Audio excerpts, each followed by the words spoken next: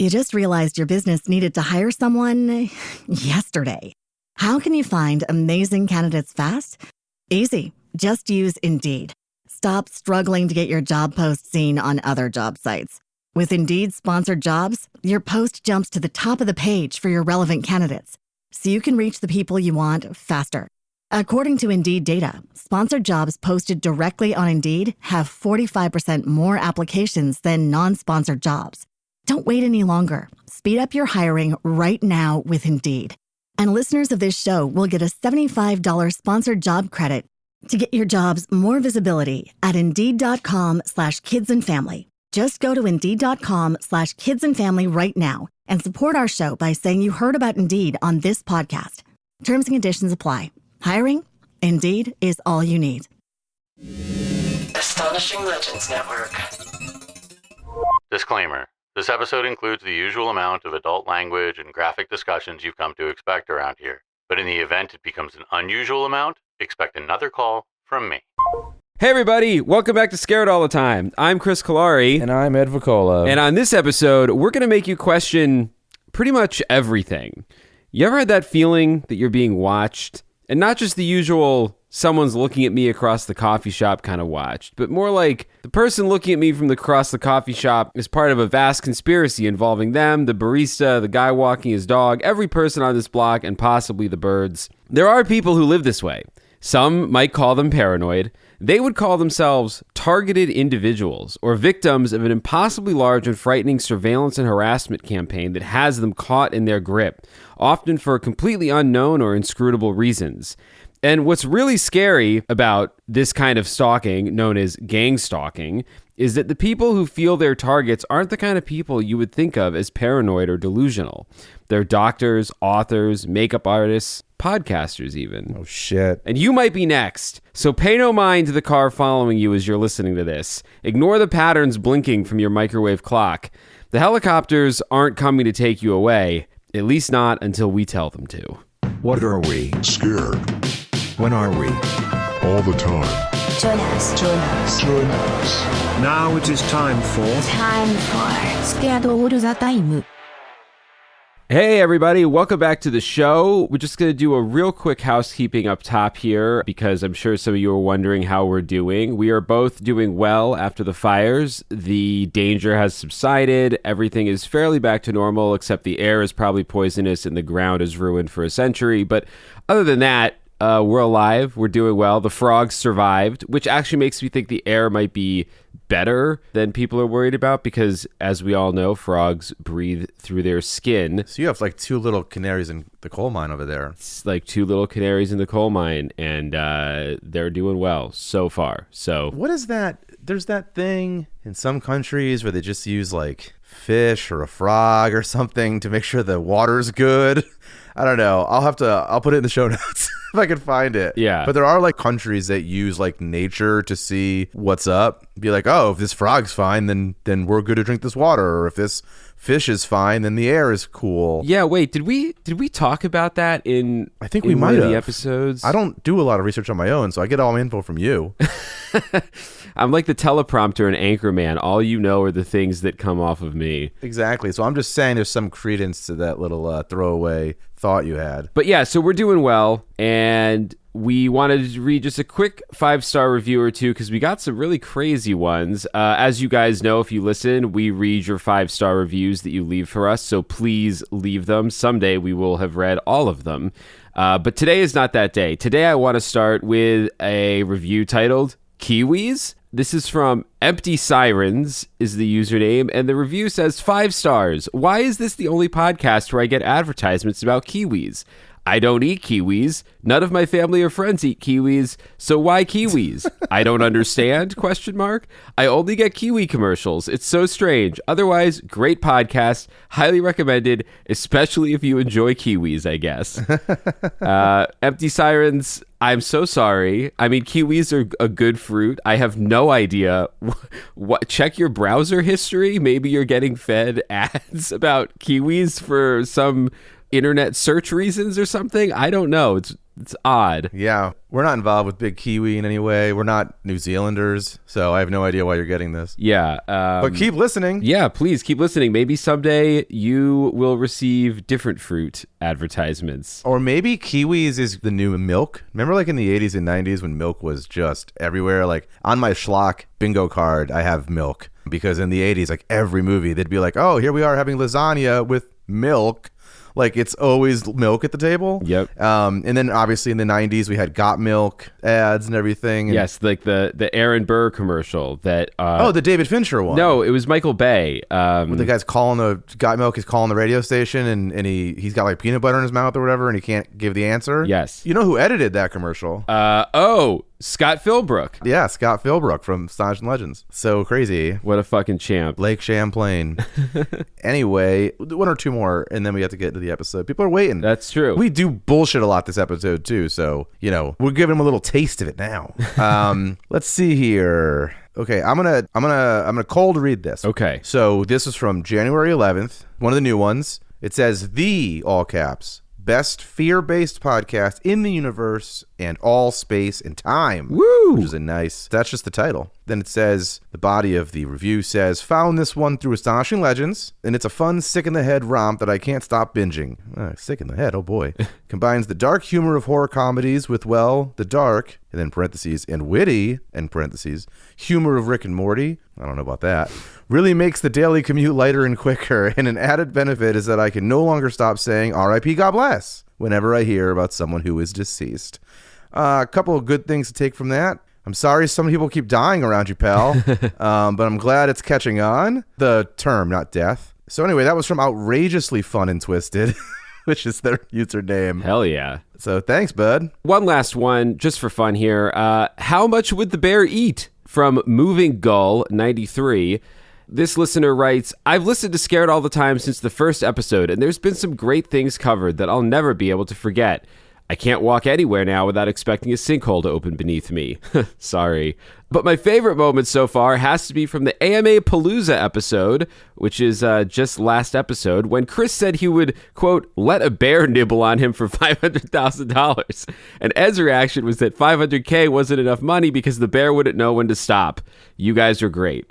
Yep. Ed actually saved me from letting a bear actually do that. I will always remember that he told me the bear might not know when to stop. So thank you, Ed. You saved my arm or possibly my toes. And like a bear, we don't know when to stop making this show. So luckily, you'll have a lot more things to be afraid of soon. And I'm glad people like the AMA Palooza because we were worried that we don't have an episode this week. We'll just put out some old premium stuff. And it sounds like people liked it. And if you like that stuff, and you'll find a lot more other fun shit on premium. So yeah, go check that shit out too if you want. Absolutely. You don't have to wait for a disaster to hear premium content. Thank you guys. Thanks for listening. Thanks for sticking with us through the fires. Remember, our Patreon is open if you'd like to subscribe to any of our 3 fear tiers over there. And our merch store is open for business. Ed's been busting his ass making sure that thing looks good, works well. Yeah. People have been posting their stuff they get. They always seem to be happy with it. So yeah, I think everyone loves it. So head on over to the merch store at our website, scaredallthetimepodcast.com, for all of your t-shirt and bag needs.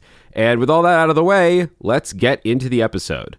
Gang stalking is a big, weird topic, and it's probably best to jump right in. So, Ed, have you ever heard of gang stalking? No. Okay, great. Easy answer. Just flat out no. I don't think I've ever Googled the word gang followed by stalking. That's good. You shouldn't. It's probably better for your mental health that you don't. I've typed a lot of things after gang, but never stalking. Yeah, I mean, look, man, haven't we all? When you first said it, for some reason my mind went to flash mobs listening to your intro. Okay. Because that would be interesting if someone thought I'm being gang stalked, oh no. These people, they're always the same people at this food court, and then all of a sudden it wasn't for them, it was just because these people were going to do a flash mob. Well, gang stalking kind of is like a flash mob that wants to kill you. Yeah, that's what I'm saying, but I think a lot of people are like, this flash mob's for me. Yeah. But it's not, it's for TikTok or whatever. No, well, I mean, there might might be some people who get TikTok flash mob gang stalked. Not anymore, maybe. Well, the other thing I have to say about it is just randomly, maybe because I'm being gang stalked and now I'm being fed this information on the algorithm. There's this woman who just came up on my fucking Instagram who was like this regular ass like blonde lady who just seems like a suburban mom, or not, maybe not a mom, but a suburban lady. The video was essentially like how to know if the FBI is following you or something. And she's just like, I'm on day 291 of being followed by the FBI. There's a black van outside my house. The backstory was like, I dated a federal agent. And oh, you're nodding your head. Do you know who I'm talking about? I don't know who you're talking about, but this sounds like a targeted individual. Yes. So she's saying I'm targeted because of the affair she had with a federal agent she told the federal agent's wife that like, oh, he's cheating on you with me. And then I guess the federal agent and his wife teamed up to like ruin her. So she had to like lose her practice, lose her business. She was like a nurse or whatever.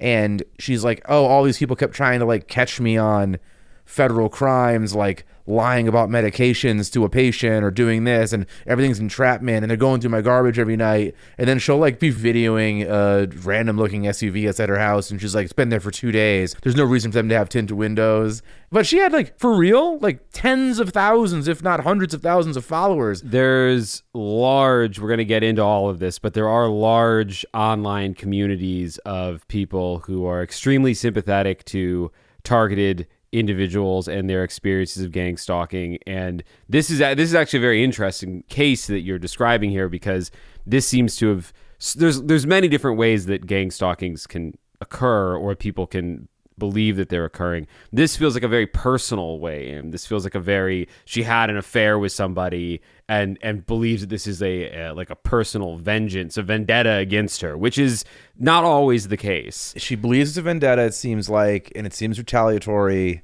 and it's all about how this quote unquote federal agent is abusing their position to target her, to be able to, I don't know who the fuck she fucked that has the resources she's claiming that seems like taxpayer money is just being used at the level. And she's like talking about how it's year 2, 2.5. And I'm like, look, this is a mismanaged, everything is mismanaged, but that is an insane amount of human resources and taxpayer money to look at this, I don't know, former nurse. Brother, it always is. I guess you're right. That's one of the reasons that, there are many different aspects to the world of gang stalking. One of the ways that experts will often disprove, for lack of a better word, a case of gang stalking is by looking at what kind of resources would being spent or used for one particular case of gang stalking that oftentimes doesn't even have this direct of a link to a person for any retaliatory reason.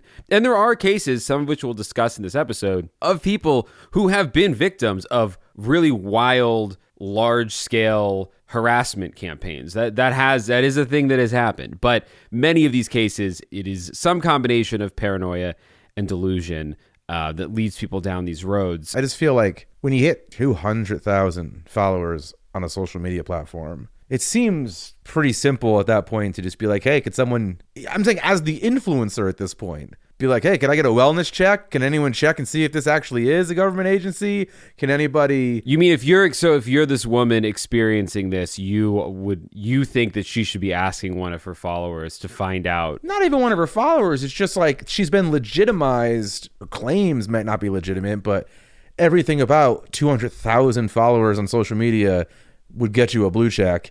Back when blue check mattered, depending where you are. So if 100,000 people are tuning into the Truman Show that is this lady's life, like, is that not enough to bring to a lawyer and be like, hey, I got 200,000 people watching me every day.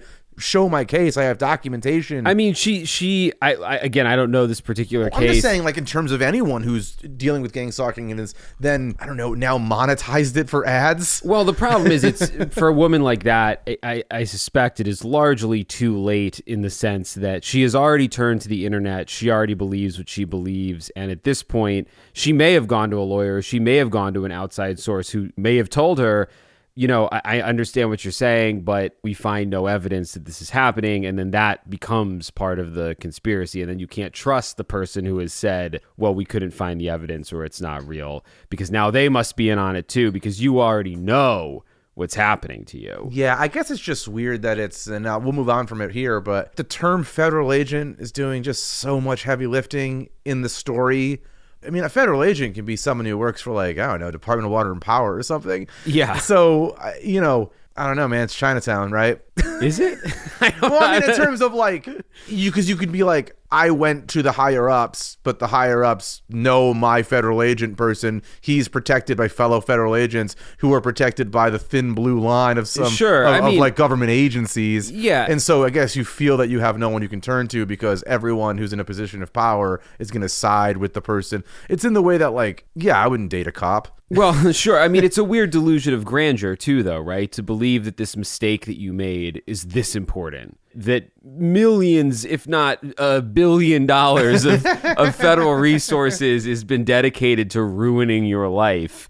I think for some people, it might be a way of, processing trauma that they've experienced or the trauma that they've brought on themselves, potentially. It makes it more important than it may be. Can you imagine if you had asked me this question 4 days ago and I would have been like, I don't know what gang stalking is. Some people probably wish that was the case. We would have already been well into the episode. But the fact that this was fed to my algorithm fucking 4 days ago, now it kind of derailed us for 10 full minutes. Well, look, man, the algorithm probably knows that I'm writing an episode on gang stalking and that we spend a lot of time close to each other, so it's feeding you what it thinks we're already talking about. It's true. Our Twitter algorithm is truly insane because we don't follow anyone. Right. And so now it's okay, what's someone who only follows Elon Musk gonna get? It got real weird real fast. We get it. We have a ton of weird shit on Facebook too that is this is what people see when they just sign up for Facebook. Yeah, because the Scared All the Time Facebook account has no friends or followers really. So we're presumably getting the blank experience, the welcome to Facebook day it's one. It's all just AI images. Jesus. Yeah. A lot of AI generated Jesus whose arms were shrimp. Lots of celebrity gossip. Anyway, doesn't matter. To terribly transition back into the planned episode. I'm going to say this probably a few times throughout the episode, but I'll say it near the top. If you have the inclination that there's something weird happening, if you're starting to notice patterns, you're starting to think that somebody might be following you, you're starting to think that there might be these cars outside your house, please start an Instagram account. It'll be bigger than Scared All the Time and really fast. In days. No, please don't go online, because this is an extremely online phenomenon for reasons that are sort of explicable, but also just sort of the nature of the crowd of the internet. If you're experiencing anything that feels like it might be gang stalking, I do encourage you to please speak to a professional. We're not saying that you're crazy. We're just saying, lots of people start to notice patterns, and it can be very, very difficult. Once you cling to those patterns, once you sink your teeth into them, it can be very hard to shake them. So it's always worth going to a mental health professional before you go online. Normally we would have had Mr. Disclaimer call in with that disclaimer, but we didn't want to remind people that we have a shadowy figure, whose name we actively conceal, constantly monitoring everything we do and say to help keep us from triggering people. Because, in this case, the anti-trigger tap we put on our own phone could ironically end up being a trigger for someone who thinks they're being gang stalked, right? I mean, who knows? But either way, you're getting all Chris all the time in the disclaimer department for this episode. So that being said, my first encounter with gang stalking, I believe, was a Vice documentary that came out in 2015 or 2016 called The Nightmare World of Gang Stalking. I don't know exactly how I came across it, but funny story, I was actually watching a lot of Project Runway at the time, which I love. There's a handful of reality shows I really love, and Project Runway was one of them. I haven't watched a new season in forever, but what's his name? Tim Gunn was my creative spirit animal. I don't know, have you ever seen Project Runway, Ed? I have never watched a reality TV show. Tim Gunn is one of the I forget if he's a judge, I think, but he shows up when they're making the clothes for the models. It's a fashion competition. Oh. And so he'll show up and he just has this very blunt but positive attitude about make it work, That was his thing he would always say. Like, they'd be running out of time, and he'd be like, make it work. And when I was watching Project Runway, I was having a really hard time in the film industry, and Tim Gunn was like my safe place where I'd just be like, Chris, make it work.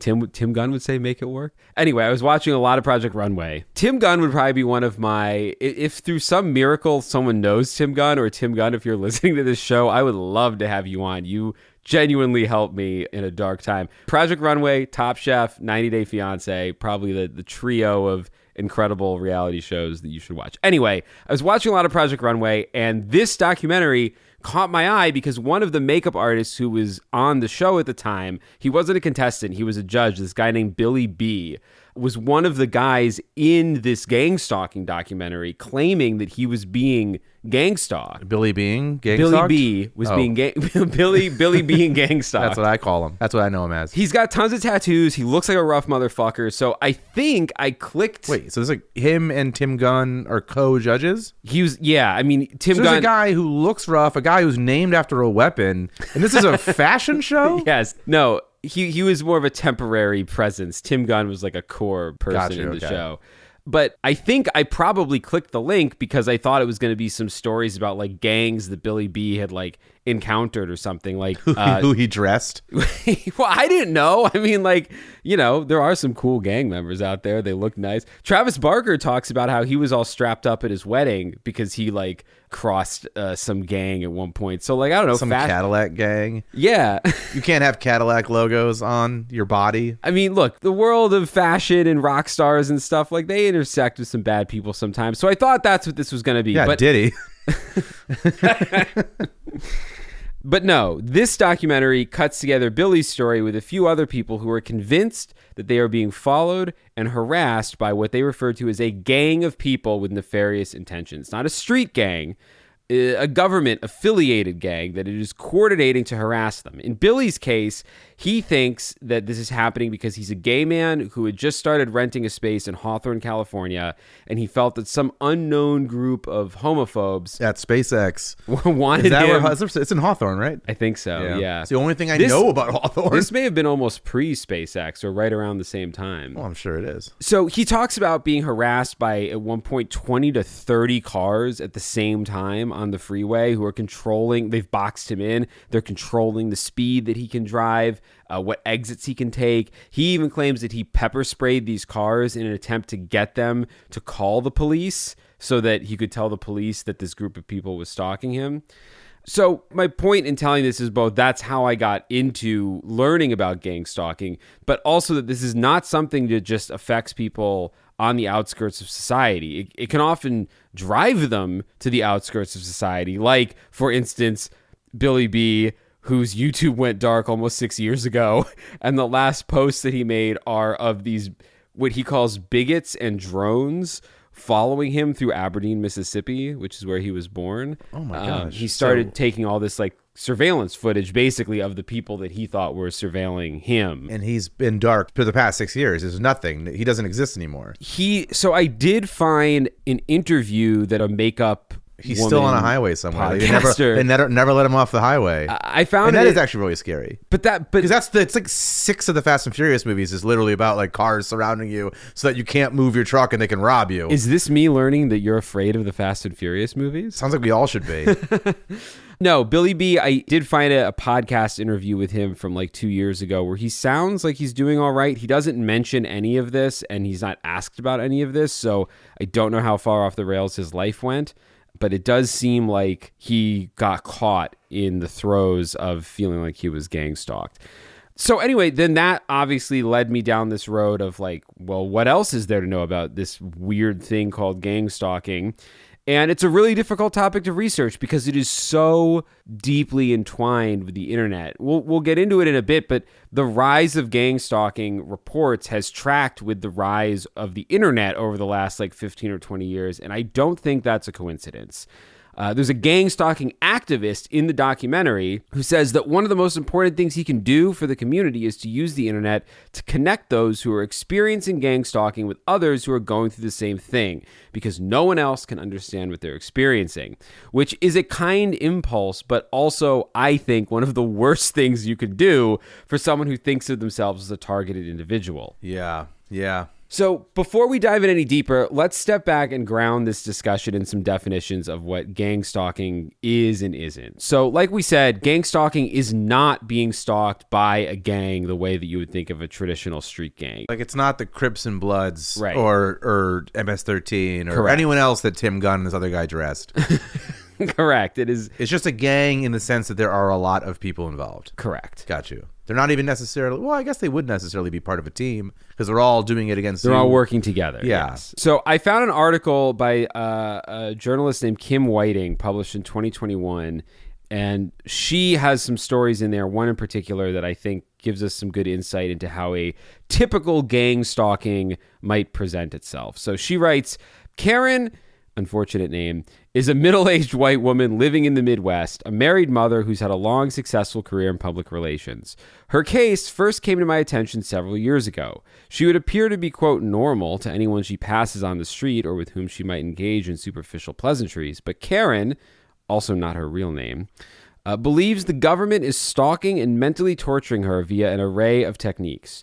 She believes she's a small part of a much broader secret program, one that involves what she calls the U.S. government's ongoing victimization of innocent and unknowing citizens. Karen says, quote, I've been under surveillance by the NSA for at least a year and possibly longer. More frightening than that is the fact that the electricity in my apartment has been tampered with, causing me low-level shocks. I'm also being burned at night by what I believe to be one of the new directed energy weapons, or DEWS, DEWs. Karen says DEWs are invisible, soundless weapons such as radiation that emit highly focused energy, transferring that energy to a target to damage it. She says that one of the residents in her building is a military contractor specializing in electronics.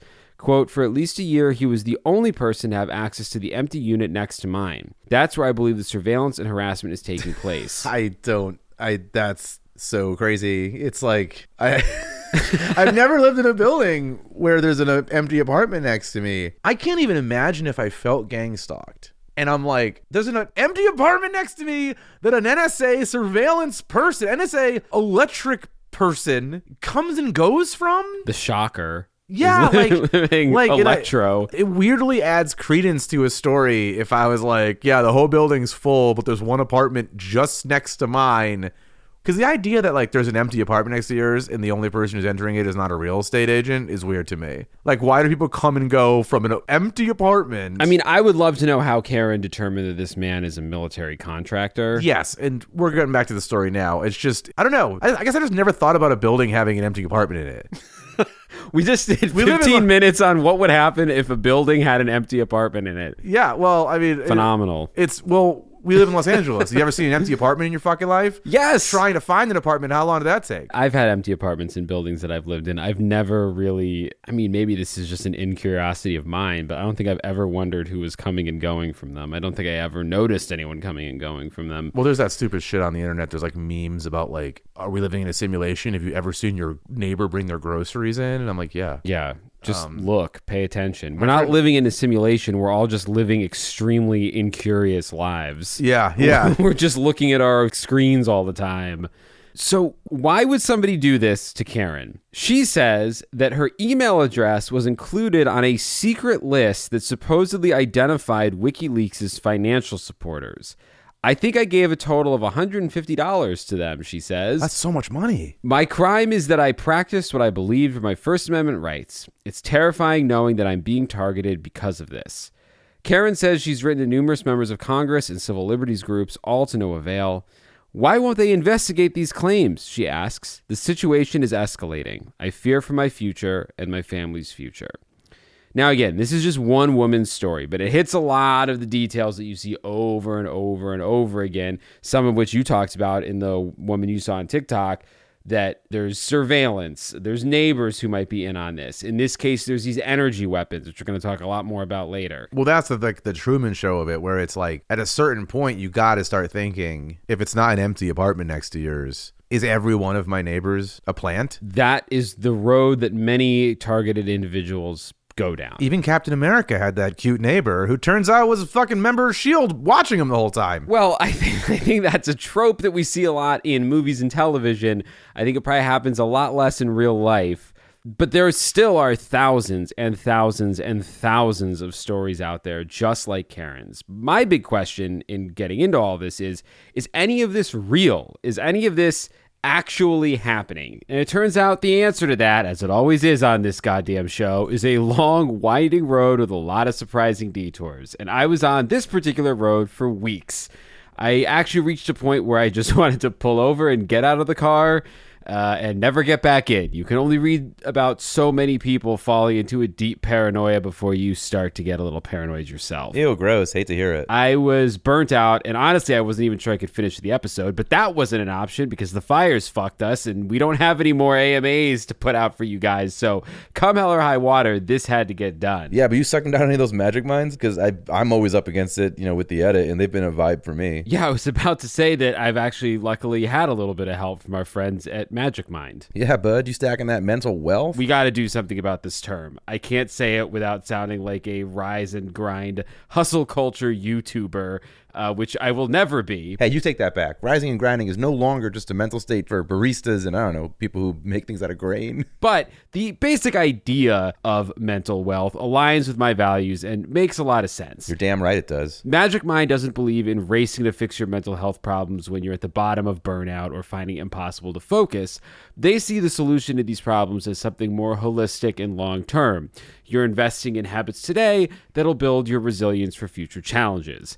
That's where this questionable term comes from, because it's like creating a mental savings account you can withdraw from when life gets tough. Yeah, and you've been using what they sent, right? Yeah, Magic Mind reached out a few weeks ago to see if we wanted to try their focus and sleep shots. And they're strengthening your pillars? Yeah, they are. Well, to explain, the 5 pillars that Ed's talking about are sleep, diet, exercise, stress management, and exogenous compounds like coffee, melatonin, Xanax, anything you put in your body, basically. And by properly calibrating these pillars, you can optimize your long-term mental health. I went from not knowing I even had pillars to them feeling much stronger pretty quick. It's easy to take. I take it all the time. It's just a small little shot with a bunch of stuff in it, which I would normally, I guess, have to travel the world looking for, but now I don't have to, which is tight. That bunch of stuff would be the 12 active ingredients, a blend of mushrooms, vitamins, and herbs that they've developed through over a decade of study. And I appreciate it, as the research department of this show, I love that they sent me a link to review the studies that support the claims about what each ingredient does. So with all that in mind, I started using both shots, focus in the morning, sleep at night, and over about a week and a half, I gotta say, I felt fucking great. My sleep was deeper and more regular. My focus during the day was dialed in. I drank less coffee and was less jittery. So all that to say, you could thank Magic Mind for this episode ever coming together. And if you do want to thank them or just try their shit, you can get the 24-hour pack, which is both the focus and the sleep shots bundled together at a 45% discount if you use our show's link, which is www.magicmind.com/scaredjan. That is JAN as in January. So again, magicmind.com/scaredjan. There's no better time to try it than right now. Oh yeah, I'm doing this instead of dry January, for sure. I think 2025 should be the year you invest in your mental wealth because you're going to need it. The internet isn't going to get any less crazy this year. We are all going to continue to live in our little digital bubbles that are influenced by forces outside of our control. No matter how much we like to think that, I really have a handle on what's going on. You don't. No, if you and I open Instagram right now, open the exact same fucking post, you're going to get a different top comment than I'm going to get. Yeah. So I think that is something that has made the idea that we are being surveilled. And I mean, we are being surveilled. At the end of the day, we are being surveilled every moment of the day. I think the question in a lot of these gang stalking cases is, again, it's a question of scale. It's a question of how much is this physically happening to you? How much are you the target of something specific and evil and cruel and insidious? And I think it's a tough subject because, as far as we can tell, gang stalking is a pretty subjective experience. Unless and until a large group of stalkers gets caught harassing a victim, we kind of have to assume this is a social and psychological phenomenon as opposed to a physical one. Although I would say part of what makes this topic very scary to me is that doesn't make it any less subjectively real to people who feel that this is happening to them. Oh, 1,000%. And you have nowhere to turn to. I've been not involved myself, as I helped friends with 2 harassment cases to like get restraining orders, and I've helped with a pretty prolonged case of harassment that in the eyes of the law, the third one was like, it's a free country. Even knowing it's totally affecting your life, there are people who are perpetrating it who are saying on camera or to neighbors or to anyone who will listen, I am in fact perpetrating this specifically to these people. I am guilty of what I am being accused of. 100%. It just happens to be legal. It just happens to be legal. And what's weird is for a lot of that stuff, with the exception of physical abuse that leads to a restraining order, and even then, it's just a piece of fucking paper. It's weird. It's that weird. It's America. But it's like, it doesn't matter until it affects your finances. So if you're like, I'm being gang stalked, it might be like, fuck off. But it's like, I'm being gang stalked and now I'm losing my business because I can't operate it. It will be taken more seriously than I'm just being gang stalked. But the reason I bring this up is that, yeah, it's also hard to go anywhere. Harassment is just such a stupid thing where like it's hard to enforce and it's hard to prove. You'll remember in our episode on stalking that the phenomenon of even one-on-one stalking wasn't really legally defined until the 80s or 90s. And it took celebrities. And high-profile cases to hit the news until, people demanded that there be some kind of recourse for these cases. So, the difference is in those cases, those stalkers acted almost exclusively alone, with maybe a handful of exceptions. Gang stalking, on the other hand, is defined as the perceived, covert, and systematic harassment and intimidation of a person by a group of disparate conspirators, such as online groups, government agencies, or other authority figures. So gang stalking is a much more conspiratorial experience than, you can certainly become paranoid when you are being stalked by an individual. Yeah. But it's easier to prove and prosecute generally than some of these cases where online gang stalking, it's got to be very difficult to prove. Well, I mean, I would even say most cases of gang stalking that I researched have a physical component. Very few of them seem to be. Well, maybe it's a separate episode entirely. Yeah, I mean, well, you see it pretty regularly, and I don't want to be involved in it at all. You see a lot of the online stuff that's fucking insane. Yeah, online harassment is a real thing, but yes, I would categorize that very differently from a traditional case of gang stalking, which very much has like a real physical component. There's guys in a car, people breaking into your home, there's energy weapons being used, etc. Now, I think we mentioned this briefly before, but people who experience this activity of gang stalking call themselves targeted individuals, or TIs, or individuals of a targeted experience. Oh, wow. No, they don't call them. Oh, okay. We'll call them TIs. Like the rapper. Yeah, yes, like the rapper, who I'm curious if he knows. Maybe he's making a little wink and a nod to people who know. I think he's he's been around longer than the advent of online gang stalking. TI's been around a while. So these TIs have formed online communities to share stories and discuss theories about what might be happening to them. And this is where the phenomenon has really spun out of control, because there are hundreds, if not thousands, of places to find other TIs. All of the major social media networks have groups and communities, and even secondary social sites like Quora are so full of TIs that my God. I think TIs might be the bulk of their traffic. I mean, that's the dead internet theory. It's all TIs and bots. Basically, yeah. And these people are meeting up to talk about all kinds of different things. Start their own gang? They should. All of the TIs should start their own gang to start harassing the people who are harassing them. That could not go wrong. I think that's the premise of West Side Story. Well, there's a lot more snapping and dancing in West Side Story. It might come back. But it might be the premise. What are all these people meeting up to talk about? It depends on the person, because there are dozens of varieties of what targeted individuals believe is the cause and purpose of their particular gang stalking. According to an article in Psychology Today, the WHO is variably attributed to neighbors, ex-boyfriends, employers, police, other law enforcement agencies, the financial elite, or less conventional sources like Freemasons and even aliens. The Y is often attributed to retaliation for ending relationships, or cheating like you were talking about, having an affair, acting as whistleblowers at work, political activism, having run-ins with the law, or being privy to some kind of secret information. Seemingly motiveless harassment is chalked up to being hapless victims of experimentation by government agencies testing new techniques of surveillance or mind control. If there is a common thread to the accounts of gang stalking, it's that TIs described considerable suffering, not only as a result of ongoing concerns about being harassed, but also from the experience of physical symptoms like actual physical pain and hearing voices, not to mention the significant social stigma associated with sharing their claims with family, friends, or mental health professionals who will usually dismiss them as some flavor of crazy. Yeah. One of the things I find really interesting about the phenomenon of gang stalking is that by the time anyone started studying it or writing about it in the mid-2000s, there were already tens of thousands of people who claimed to be affected by it.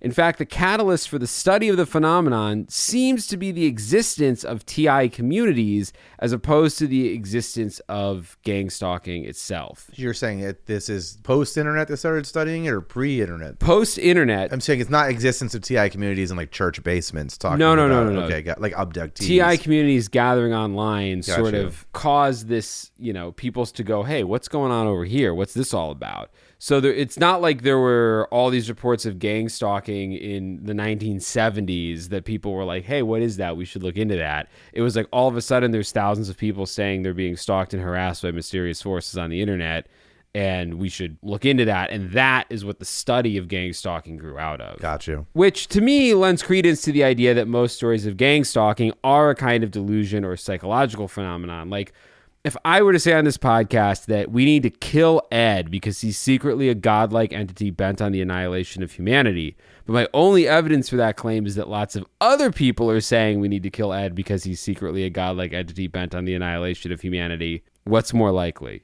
That it's real, or that a bunch of people have already convinced themselves that it's real. Well, it's hopefully no one's convinced of this very specific fucking example. Because I don't need to be. It's just something I've been thinking about. You piece of shit. You piece of shit, you. I don't want that. Of course, many targeted individuals will tell you the program is designed that way. It's constructed to make them look and act, quote, crazy in order to obfuscate what's really happening to them, which, of course, is a delusional belief in and of itself.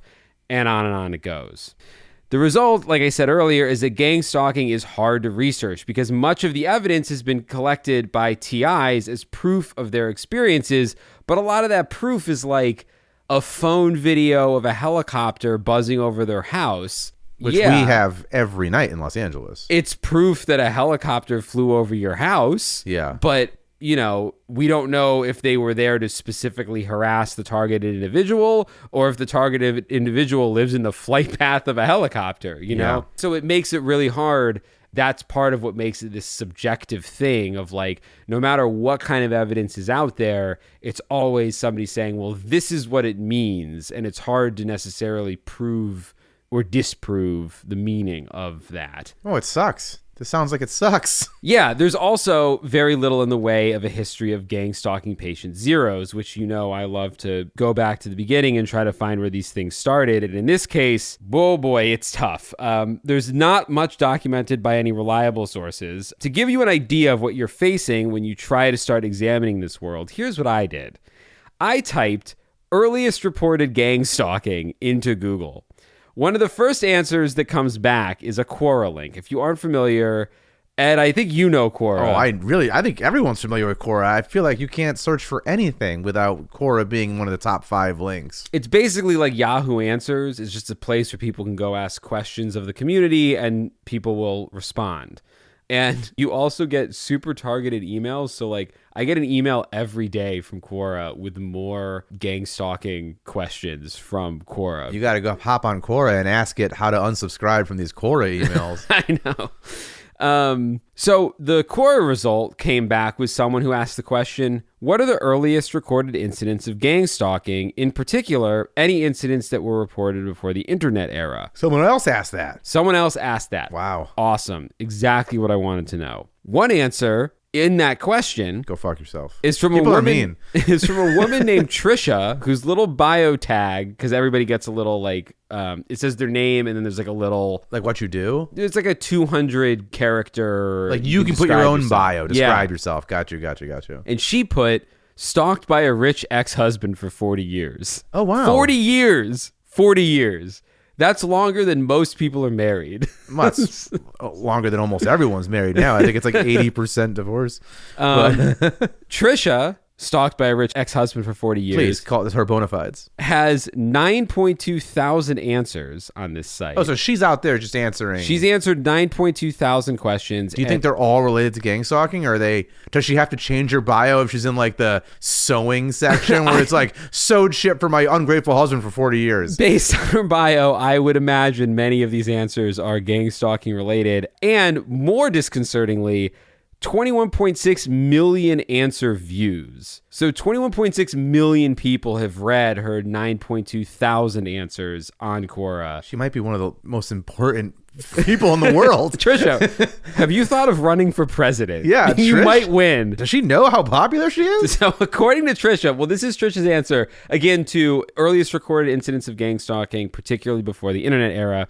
Trisha tells us, organized gang stalking was done during World War I and even before. The earliest reports were in the Roman army during the time of Christ. Since most people did not write or read back then, it is hard to know exactly what was going on, but it was organized gang stalking just like now. Okay. So where can I find more information about that? Her answer continues, look it up on Facebook. There's entire groups of persons that go into great detail. I just answered this question a few days ago and went into great detail of what and why and who and how many. I couldn't find which group specifically on Facebook she was talking about. And she didn't want to pop a link to her previous answer? She didn't pop a link. There's dozens of them if you go on Facebook, and I don't think they're all necessarily filled with the most accurate information. Another Quora user, this one named One Silver Fox, hottie alert. He's like, his bio is I gang stalked my ex-wife for 40 years. No, his bio reads, experiencing/researching organized stalking for the number 4, approximately 18 years. Did he run out of characters he can use? Why is it a number 4? I don't know. Maybe he's trying to signal he's like a cool older guy. hot guy. Yeah. He's posted a mere 217 answers to the site with a weak 1.1 million views. This guy wishes he was Trisha. And he helpfully answered the question, other than in the Bible, what are the origins of modern day gang stalking? Is it satanic or cult? Right off the bat, other than the Bible, I gotta say, it was news to me. I didn't realize gang stalking was a big thing in the Bible. Oh, you don't remember Peter's gang stalking of the Corinthians? I mean, maybe Jesus had more Morgellons too. I don't know. That's a different episode. But according to our Silver Foxy friend, quote, the Bible doesn't use the term gang stalking, but it does document when gang stalking became a thing and who was ultimately behind it. Because Jesus was the first targeted individual. Like he was gang stalked by 12 guys? 12 guys who just would not leave him wouldn't the fuck leave him alone. They were always there. Jesus' story talks about him being gang stalked in every city and town. He was homeless and had to keep moving the way TIs probably should if they aren't already. Finding some place he could call home wasn't possible as he was being stalked the same way that we are. Wherever he went, he was slandered and rumors spread. He was then either asked to leave or he was driven out of town. That really is one of the goals of gang stalking today. Slander you and drive you out of town. Every town. Make you constantly uncomfortable and miserable, and then kill you after they've tormented you for as long as you can handle it. One Silver Fox's answer continues, Jesus was followed and spied on, just like we are followed and spied on. He was despised by most people, just as we are despised. There was nobody. Don't lump me in with you, pal. There was nobody he could trust. Even his disciples would let him down and even betray him, just like our friends and family betray us. I have some news for you. Lucifer is real, and he really is in charge down here. Also, the angels that fell with him are real. They did not die in the flood. That was done to cleanse the earth of all the genetically tampered with plants, animals, insects, soil, and people. And now we have come full circle, and the fallen angels want to alter every human's DNA again through their vaccine. The real TIs are targeted because of their link to Jesus and because the mind control and demonization that is working so well on everyone else isn't sticking with us. Okay. This is still Silver Fox. Still Silver Fox. Because he's taking a turn. Yes, it is satanic. Lucifer is the god of this world, and you and I do not fit in. Remember that Jesus said his kingdom was not in this world, but that he was going to prepare a mansion with many rooms. One of those rooms belongs to you. But there is a mark upon you, and the demons and those that serve them know you immediately when they see you. They know who you are, and they hate you. And they gang stalk you. And they gang stalk you, brother. And that, all of this, frankly, sounds fucking insane. And a lot of projection happening here by always including us and we. Yeah. Like, you know how it is. You know how it is for all of us people out here. When all those people gang stalking you and your family won't come to Thanksgiving or Christmas because they're gang stalking you and they don't want to talk to you. Yeah, nobody ever wants to talk about it, even though I know it's happening to literally everyone. Look, and I'm torn because I don't want to totally laugh at and shit on mentally ill people, but I do think, and you might be listening to this going, yeah, but that's just one guy. I promise you, so many gang stalking questions, answers, stories go down this road. Which is weird because the beginning I was in. The beginning of his little thing, I was like, okay, tell me more. Outside of the Bible? Yeah. Let's fucking go. And then he started saying some things that maybe were relevant, and then it took this turn. Really starts to take a turn. And, you know, again, I think it speaks to that a lot of gang stalking reports ultimately are this sort of disordered, delusional thinking. It's conspiratorial thinking. It starts to connect all these dots that really don't necessarily connect. Just the number of people alone who are online talking about how Jesus was a targeted individual is crazy to me. In your research. In my research, yeah. I mean, because I've skirted by all those. I didn't see any of the things you're talking about. I only see AI Jesus made of shrimp. It's not everyone that you click, but like it's out there more than you would think. You know, for a fairly modern phenomenon, there's a lot of connecting it to the Bible, demons, numerology, genetics, vaccines, aliens, angels, all that stuff. Which is interesting that he was, because he's going back with genetics in a way that I wasn't even picturing. That he was like, oh, the Great Flood was to take care of all these fucked up experiments with plants or whatever. and the soil, which famously doesn't have DNA in it. Yeah, well, you don't know. We never got that That's far. true. I guess the soil could be genetic in nature. It could have every desert's a person. Put that on a t-shirt. There's a button. Every desert's a person. So again, I think it's important to point out the best way to curb a belief in gang stalking is to nip it in the bud, because if it's encouraged, which either person to person or by a person who is concerned about themselves being gang stalked going online, it can lead to incredibly dark places, kind of like what happened to a woman named Cindy James. Now, Ed, you might remember Cindy James. We covered Cindy James in our original Stalkers episode. Oh, is she the one that was always tying herself up? What she experienced, in hindsight, I think might be one of the earliest and most extreme stories of gang stalking. I mean, I remember, if it's the person who got tied up a lot. Yes. I remember us, like, or at least myself, really flipping back and forth as the story went on to being like, I totally believe her. Oh, this is bullshit. I totally believe her. Yes. It's a crazy story. I encourage you, if you have not listened to our episode on stalking, go back and listen to our episode on stalking. The Cindy James story is probably like the second half of that episode. It's a wild story. Long story short, from 1982 to 1989, this woman in Canada, Cindy James, reported being the victim of a relentless assault by unknown stalkers. She was getting phone calls and letters from these mysterious people. They were violent and threatening. Her house was set on fire a few times. She was physically beaten and tied up by her stalker. And then one day she was found dead in an abandoned lot. Spoiler alert. Yeah, spoiler alert. She was found dead, as she'd been found multiple times before. She'd been found dead multiple times before? No, she was found hogtied multiple times before. And that's when she was found dead.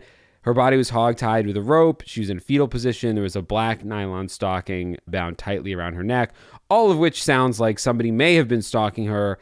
But as crazy as it is, there's no evidence that anyone was harassing her at all. Most of the evidence does point back to Cindy succumbing to paranoid delusions and doing all of this to herself. Well, she was dating a cop. So right there you got like a person who can change police reports, have access to evidence. I'm not saying that's what's happening. I'm just saying that until this episode, I didn't think about like having your own federal agent in your life as being scary. I mean, look, again, I'm not saying that Cindy James wasn't murdered, but I think if you look at a lot of the things that she said and claimed. No, I remember, I think ultimately we both maybe were like, oh, this lady made it up, but it was convincing for a long time, and it was a long time. And I can only imagine if the internet existed. Oh, forget it. Like, she would have Her Quora numbers would have been insane. Cindy James would have displaced Trisha as the most important woman on the internet. Queen of Quora. But no, she probably would have been in some targeted individual support groups, and people would have been very believing of her story. She may have convinced other people that these things were happening. Maybe other people would have felt they needed to prove that these things were happening by setting their own homes on fire. I mean, who knows? I think it's really scary that she could have spread her delusions to thousands of other people. But another difficulty in researching gang stalking is that while the modern online version is pretty easy to dismiss, there are programs and events throughout recent history that certainly seem like they could have been breeding grounds for something that could become gang stalking. Everything's a psyop. Every desert's a person. Every desert's a person. Everything is a psyop. We've mentioned it on here before, but I do think it's particularly relevant to bring up the CIA's MK Ultra mind control program on this episode, which also came up in Stalking with the well, guy who might have murdered that actress. Yeah, because that guy had the same book as the guy who shot Lennon. He had a Catcher in the Rye, which is weird. It's really weird. No, there's a lot in that really episode. Weird. I mean, everything's a fucking psyop, bro. There's MK Ultra, as well as the FBI's COINTELPRO surveillance program that they had in the 50s, which was the very same program that sent Martin Luther King Jr. threatening letters in an attempt to blackmail him into killing himself. The existence of these programs makes some modern gang stalking claims seem a lot less far-fetched. I mean, how do you tell someone they're being paranoid when the CIA really did spend 20 years secretly dosing Americans with LSD just to see what would happen? Well, it's like Randy Newman always says. No, or at least I love L.A.? No, it's in that song. What is it? You've Got a Friend in Me? No, actually, it's from the song he had written for the second, I believe, theme to Monk. Okay. Not the original in season 1. It's a tongue-in-cheek song, but it's got a lyric that's like, even paranoids have enemies or whatever. So from this, we can assume that Randy Newman was also on the gang stalking Quora.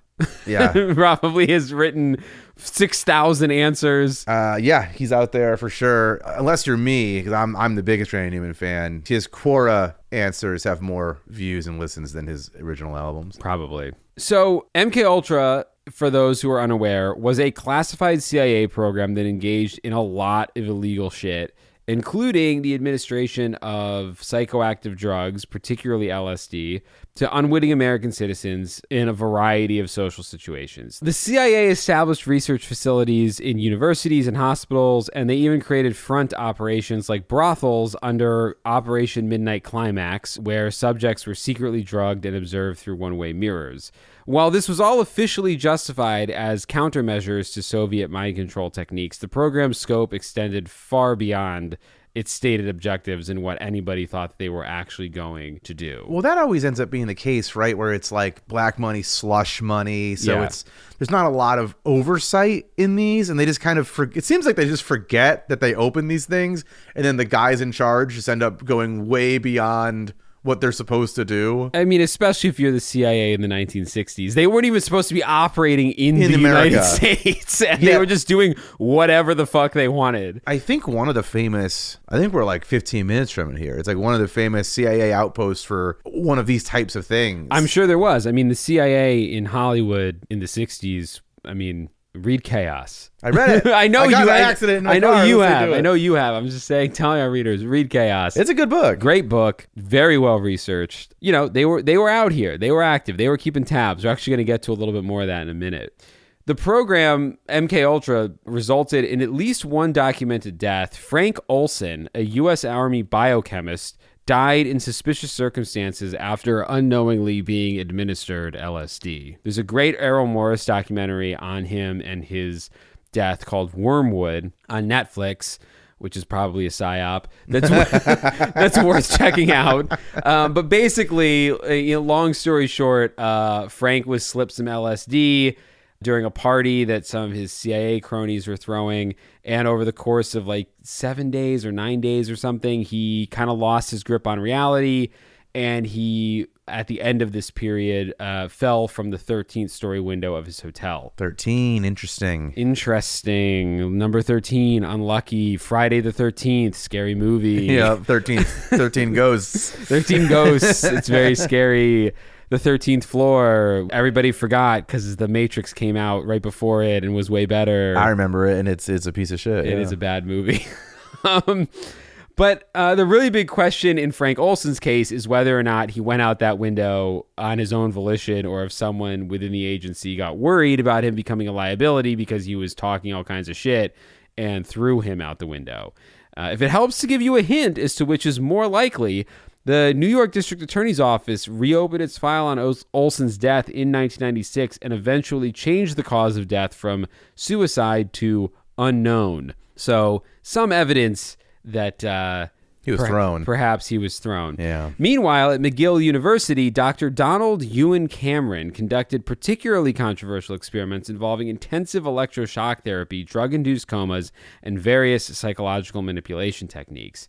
The full extent of MKUltra only came to light in 1975 through investigations by the Church Committee in Congress and the Rockefeller Commission, which led to exposure of all these illegal programs. And really, the only way they even found out about it is literally because someone forgot to destroy the documentation. Yeah, we've talked about this in other episodes where I think I empathized with that. Well, I should have sympathized with that person because I don't think they forgot. I think people were like, I don't get paid enough. There's so many fucking pieces of paper here. I'm leaving. That person also may have gone out a window at some point soon after. And all of this was happening at the same time as COINTELPRO, which was the FBI's program that ran from 56 to 1971. This was less focused on psychedelic experimentation and more focused on targeting and disrupting domestic political organizations through surveillance, infiltration, and harassment campaigns. Yeah, you know that important time in American history where change actually could have came? Like, real change could have happened. Next thing you know, you got JFK being assassinated, MLK being assassinated, RFK being assassinated. Malcolm X being assassinated. All during the time period of this thing you're talking about, literally those years. Yeah, well, and COINTELPRO focused its sights on civil rights leaders, anti-war protesters, environmental groups, anyone that they deemed subversive. And in addition to trying to get MLK to kill himself, they also infiltrated groups like the Black Panthers and created a conflict between members. You know, they were trying to destabilize all of these groups. They were the original social media. Not that they were the original social media, it's that, I think we maybe talked about this in the previous episode for a second, and we're going to talk about it for 1 second this time too. Social media must be so fucking exciting to any old ass person who worked on like COINTEL things, worked on CIA things, you know, any old person who's like close to death but was overseeing things in the 60s or 70s. Must have been like, fuck, what I could have done with social media. I know. And so all of them have proteges. All of them have shit. Like, I can't even imagine how giddy. And that's what's interesting about social media. America monetized it. And several other countries use it as the weapon it is. And we also probably use it as a weapon, but we like making money more. Mm-hmm. So it is such a insane thing to think about. I mean, making money is pretty cool. Making money is very tight. We haven't experienced it yet. We hear it's good. We put an order in for money and it hasn't arrived. But listen, there's a lot of delays in shipping because of the fires. So and there's blizzards. There's blizzards across the country too. So money might show up. You know, I just think about how the internet must be so finger licking good. People who do what we're talking about, cloak and dagger shit, must be drooling at the idea of the internet. I mean, to be fair, I don't even know if any of the gang stalking groups that I've been in as I've done this research are real. Maybe they're all honeypots. Yeah, I mean, who knows? Yeah. I think a lot of what COINTELPRO did... That's a good button, by the way. We should do COINTEL Inside, using the old Intel Inside logo. Boom. Yeah. Well, I'm not going to put audio on the fucking button. But I'm saying, like... that would be good, though. We probably could get a little speaker. We just established we have no money. Beep, boom. Or no, that's Close Encounters. The Intel Inside is like bum bum bum bum. I mean, that could be Duracell. I don't remember. Oh, maybe that's Duracell. Who knows? I can't rember. Whatever happened to the Energizer Bunny? He was such a fucking thing. Psyop. Fucking psyop, dude. Fucking psyop. Goddamn psyops. He went back to Russia and died in the Ukrainian war. But, you know, the FBI's campaign that they ran one campaign against a French actress, Jean Seberg, who supported the Black Panthers. And the FBI coordinated harassment against her that I think mirrors contemporary gang stalking accounts. They followed her. They spread false rumors about her in the media. And they conducted overt surveillance designed to create distress in her. Like to intimidate. She eventually tried to commit suicide and had a number of mental health crises in her life. Another example I think worth mentioning is the FBI's operation against Puerto Rican independence activist Pedro Albizu Campos. They coordinated with local law enforcement to maintain constant surveillance on this guy. They put vehicles near his residence, strategically positioned so that he would notice them. And they harassed him through all kinds of angles, through multiple parties, and all of that is it's a gang stalking tactic. Unlike modern gang stalking claims, there are mountains of evidence that these abuses actually occurred. We know this because of declassified documents and congressional records, court cases, testimony from former agents. We have all of it. So we know that these things were happening. Absolutely, yeah. And that's one of the reasons, again, that gang stalking is a tricky topic to navigate. These programs that existed for decades created a legacy of distrust and established precedent that your paranoia may not just be paranoia. It's kind of the difference, I think, between, well, that could never happen, and, well, it's happened before. And in a world where, like we discussed earlier, we all are being surveilled online all the time, that's a pretty uncomfortable place to be, feeling like, well, these things have happened. Yeah, it's just difficult to navigate it morally, ethically, and patriotically, I guess, too, because it's something where it's like you need this thin line where it's like nobody wants the Patriot Act, but also people want to feel secure and safe. And so you don't want to completely dismiss intelligence agencies because in our mind, they're still doing Jack Bauer fucking stuff that... In our minds. Yeah, exactly. In reality... But all it takes is one Jack Bauer thing to make their weight in gold. Like if one thing comes up that does help people sleep at night, genuinely, then it's worth it. But then at the same time, so much of it just seems like throwing shit at a wall to see what sticks. Look, and I'm sure I'll give them the benefit of the doubt. I'm sure many of our intelligence agencies' triumphs are hush-hush, and we don't know about them. But I'll tell you one thing that's not hush-hush is how many people from some of these guys who just perpetrated attacks on New Year's to the Boston bombers to the people who perpetrated 9/11 were all on the radar of FBI and law enforcement, and in some cases may have been actively encouraged to continue doing what they were doing. Or funded in some way. I'm just saying. I started my sentence with, it's tricky. Even if those weren't the words I used, I'm just saying, like, it is a difficult thing to navigate and to kind of sit with. It is.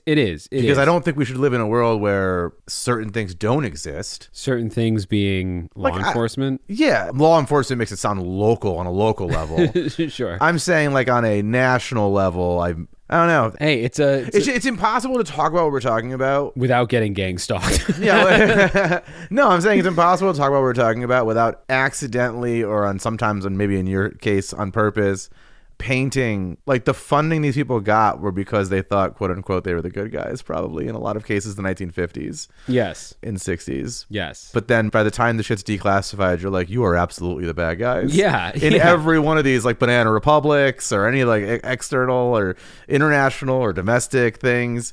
So it is tough, but I think a lot of it is done, I would think, in the, I would hope, not the fucking LSD and the 60s shit. That's just disruption and being fucking scumbags to do shit for rich people. Mm-hmm. But we shouldn't, because it's not good for us. We shouldn't do an episode on intelligence agencies. But it's one of the harder things to rectify. Yeah. Every country in the world has intelligence agencies that are set up for the protection and well-being of the citizens of those countries. Sure. And there is a big question as to how much good those agencies are doing versus how much those agencies are just essentially acting as organized crime operating in the interest of the country that sponsors them. I mean, that's a great way to, you can put that on a t-shirt. I think that's exactly what you just said is basically what I'm trying to say this whole time. Yeah. Like those are the two ways to look at it, and it's so difficult to thread that needle. It is. You just realized your business needed to hire someone yesterday. How can you find amazing candidates fast? Easy. Just use Indeed. Stop struggling to get your job post seen on other job sites. With Indeed sponsored jobs, your post jumps to the top of the page for your relevant candidates, so you can reach the people you want faster. According to Indeed data, sponsored jobs posted directly on Indeed have 45% more applications than non-sponsored jobs. Don't wait any longer. Speed up your hiring right now with Indeed. And listeners of this show will get a $75 sponsored job credit to get your jobs more visibility at Indeed.com/kidsandfamily. Just go to Indeed.com/kidsandfamily right now and support our show by saying you heard about Indeed on this podcast. Terms and conditions apply. Hiring? Indeed is all you need. In any case, one of the major differences between some of these people that were targeted by COINTELPRO and a lot of the claims of modern gang stalking is, let's be real, the visibility and importance of the target. You know, like I said earlier. It sounds like it's not important targets that are incredibly overtly spied upon. Yeah, I mean, not everyone targeted by these programs was necessarily a famous actress or a revolutionary, but I will also say that it seems unlikely to me that these systems were scaled up in secret over decades to the tune of trillions of dollars to target like a guy who keeps reporting his neighbors to the HOA for like parking violations, you know? Like, I don't think that just because even if that neighbor was a federal agent. Yeah, I don't think because you annoyed your neighbor who files paperwork at the NSA by telling him to not let his dog shit on your lawn anymore, you're not going to be the target of a 5-year harassment campaign. It's just not, I don't think that's how the real world works. Yeah. And again, I think there's an emotional and a psychological component to why you may feel that way, that you may feel like you have upset somebody to the point that they're going to do this to you in retaliation. That fucking Russell Crowe movie where he's got road rage. Oh, yeah. I liked that movie. I watched it during COVID. Not Unhinged? Something like that. I never saw it. You just told me about it. It's a good movie. I liked it. I mean, it's a dumb movie, but I liked it. I'll watch it tonight. I do wonder the psychology of a gang-stalked person. And look, some of these have to be fucking really gang-stalked. But the psychology of a gang-stalked person who isn't really gang-stalked, how much of that is a projection of lonely people who feel isolated and lonely and now have the ability to tell other people on the internet who were suddenly listening to them that not only am I not lonely, I'm overwhelmed with people looking at me. Yeah. And it's a problem for me. And maybe that's from this deep desire, this wish to actually be more noticed and more taken account of. And, I walk through life and nobody pays me any mind. So I can see how there's like a fantasy element of a delusion of grandeur. Yeah, for sure. And we'll get into more reasons that psychologically these things might happen in a little bit. But first, I want to touch on microwave weapons. There are lots of claims from targeted individuals that they are being attacked by microwave or energy weapons. And if this sounds familiar to you, it might be because there's recently, like in the past 10 years, a rise in reports of people, mostly government employees of some persuasion or another, who have believed that they are being targeted by energy weapons. Long story short, about 10 or 15 years ago, American officials and their families living and working at the U.S. Embassy in Havana, Cuba, started experiencing mysterious symptoms. First, they would hear a loud noise and experience intense pain in their ears and their head. Then came the headaches, dizziness, blurred vision, tinnitus, and vertigo. And despite a number of official investigations, the exact nature and cause of these claims has yet to be determined. All of this has come to be known as Havana syndrome. It's probably a whole other episode entirely. There is multiple congressional investigations and people who have said this is happening. No one's ever been able to pin down any sort of machine that has actually caused this. But this idea of a direct energy weapon, Karen spoke about earlier, many targeted individuals feel these weapons have been used against them. Karen, in fact, reported exactly the following. I've started getting dizzy while sitting at my computer, she said. I've started hearing buzzing, knocking, and whistling sounds in my left ear. I never once doubted that they were coming from a source outside my head. Karen says she searched for answers on the internet and discovered information about the microwave auditory effect, something she describes as the whistling, knocking, and pinging in the skull that occurs when someone is extremely close to microwave signals.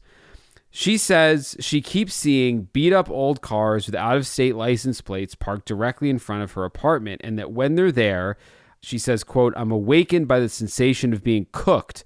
My bones hurt, my eyes cloud, and it didn't take long to figure out that I was being hit with some new kind of directed energy weapon. Damn. Some Jeepers Creepers fucking truck is out there slamming her with microwave beams. I mean, what's weird is that she's not the only one who's claimed this. When 34-year-old Aaron Alexis killed 12 people at the Washington Navy Yard in Southeast D.C. back in 2013. I remember that. He left behind documents in which he claimed the Navy had been attacking his brain using, quote, extremely low frequency electromagnetic waves. I don't remember that. They covered that up pretty well in the news. He says, and to be perfectly honest, that is what has driven me to this. He was then killed in a shootout with police. In November 2014, so like a year later, 31-year-old Myron May shot and wounded 3 students with a semi-automatic pistol inside a Florida State University library. Daring the responding Tallahassee police officers to kill him, he fired in their direction and they shot him dead.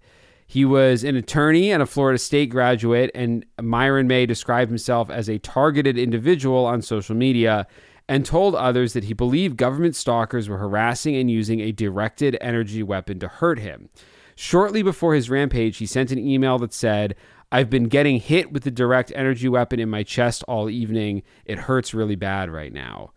He also left a voicemail that said, "I am currently being cooked in my chair. I devised a scheme where I was going to expose this once and for all." The first scheme he should have tried was getting up. Changing chairs. He also made several posts on a Facebook page for targeted individuals, including one that asked, "Has anyone here ever been encouraged by your handler to kill with a promise of freedom?" Oh, interesting. So he's saying that I'm getting blasted no matter what chair I'm in, unless he's in a wheelchair, in which case I feel like an asshole. He can't change. I don't think he was in a wheelchair. It seems like he just wasn't, yeah. I think he might have had a bad computer chair. Yeah, I'm saying, like, so it's kind of interesting that he's like, hey, I'm getting blasted every day with these things. And then so much of this is just torture. It's just torture from afar. And so it's, hey, I'm getting blasted with microwaves, and now I have this Men in Black character who shows up and says, you want to stop getting hit with microwave beams? Go shoot these 5 people, and the microwave beams will stop. Yeah. Which is a little bit still like Son of Sam being like, my dog told me to do it. Like it is. And these aren't the only 3 people. Again, for every 1 or 3 examples I'm mentioning in this episode, there are dozens of other people. Not in this case, dozens of people who have killed people, but there are other acts of violence where people have left notes. I mean, the guys who acted on New Year's didn't necessarily leave notes about directed energy weapons, I don't think. But there was some similar language in those notes to... Was it the Tesla guy? The Tesla guy and the guy who drove the truck into the crowd in New Orleans. Oh, I thought that was ISIS. Well, he said that he was a member of ISIS, but anyone can say they're a member of ISIS. That's true. They both were active military guys. Which, when we read Chaos and when you talk about this, there's a lot of... I think when you sign on the dotted line, you become property of the United States government a little bit. And a lot of these guys going, even if you go back to like the Tuskegee Airmen and shit, like... Well, again, Tuskegee Airmen is sort of is one of those examples that you can go back to and go, well, hey, it happened once. They did it to these guys, so it makes it a lot harder. The actions that the government has taken in the past against citizens of the United States has made it easier to believe and harder to dismiss the idea that they would do it again in a different form. Yeah, everything's a psyop. I mean, in that case, unfortunately, it was not a psyop. They were literally injecting people, But yeah, I mean, these stories of directed energy weapons have come from lots of people, or at least a handful of people, who have perpetrated violence. And not only that, there is evidence that some of these weapons have at least been experimented with. In January 2007, the Washington Post tackled the subject with an article entitled "Mind Games on the Internet, a community of people who believe the government is beaming voices into their minds.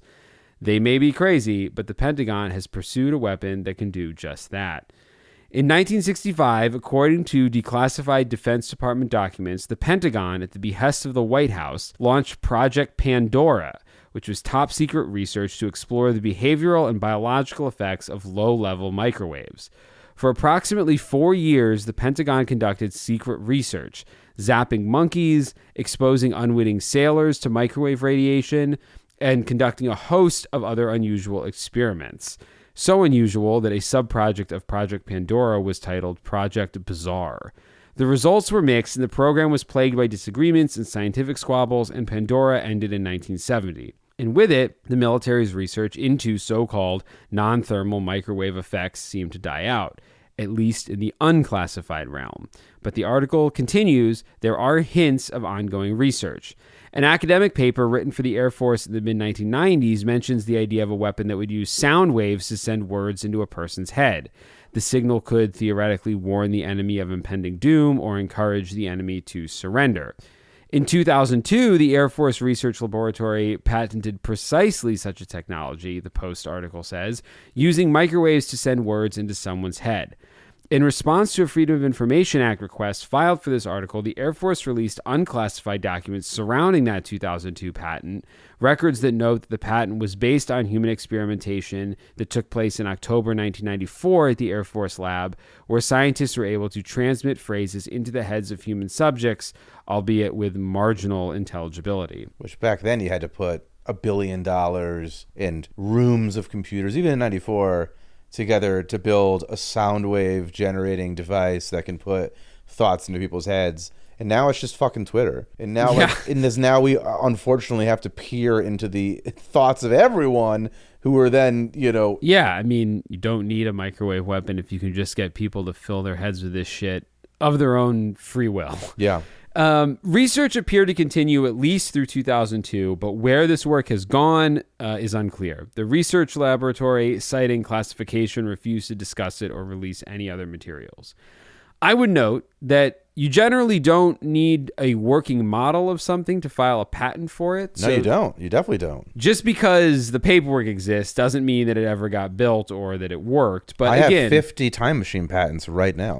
And that's really how Ed makes his living, is he's selling these patents to all kinds of overseas buyers for top dollar. Top dollar.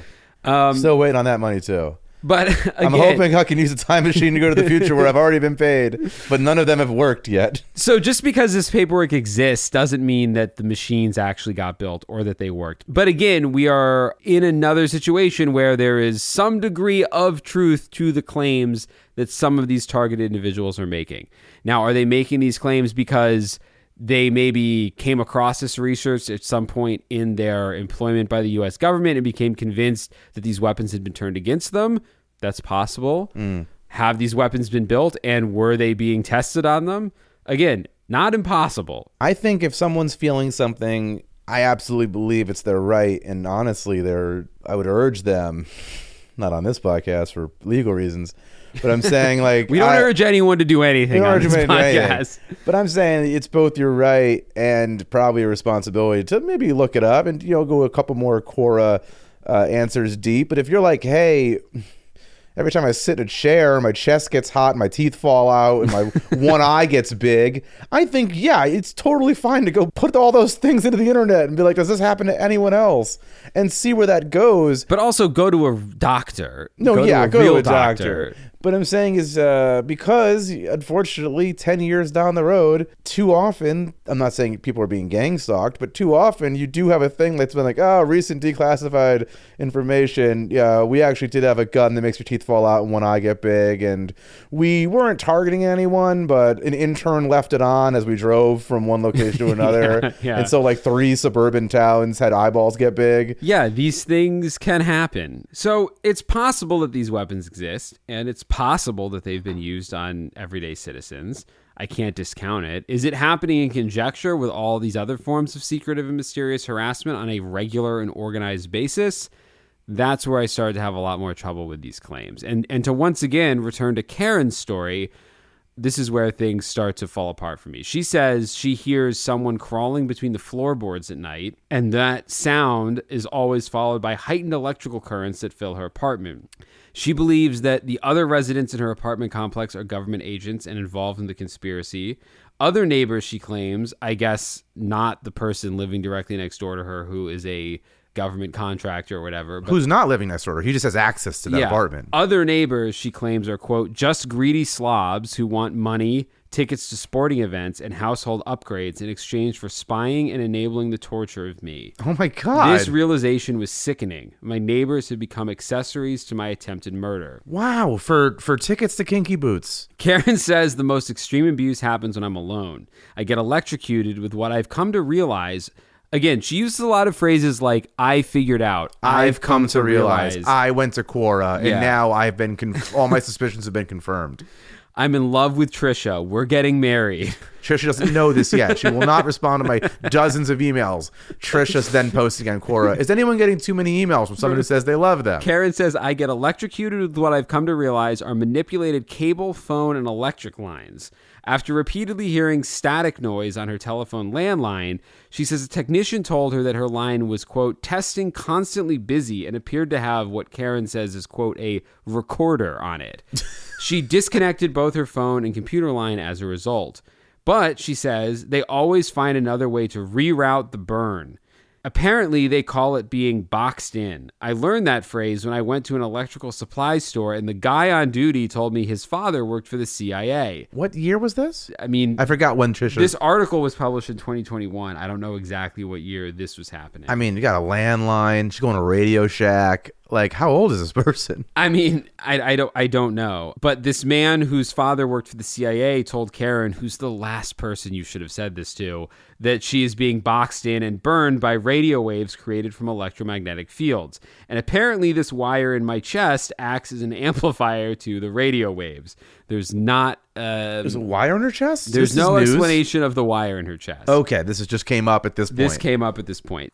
Remember, as she pointed out way back at the beginning of her tale, this is all over a $150 donation to WikiLeaks, which, even if these secretive groups exist, and even if these groups were to view that donation as some kind of dangerous, seditious act, it seems like the response would be more of like a, we blasted you once with the energy gun, kind of a thing. And not like everyone in your life has joined in on harassment and there's someone crawling through your floorboards and we're manipulating all the power lines and we're hitting you with an energy weapon and there's people surveilling you on your street for kinky boots tickets or whatever the fuck, front row seats to the Dolphins game or whatever. Yeah, I don't think Julian Assange is getting hit with any of this.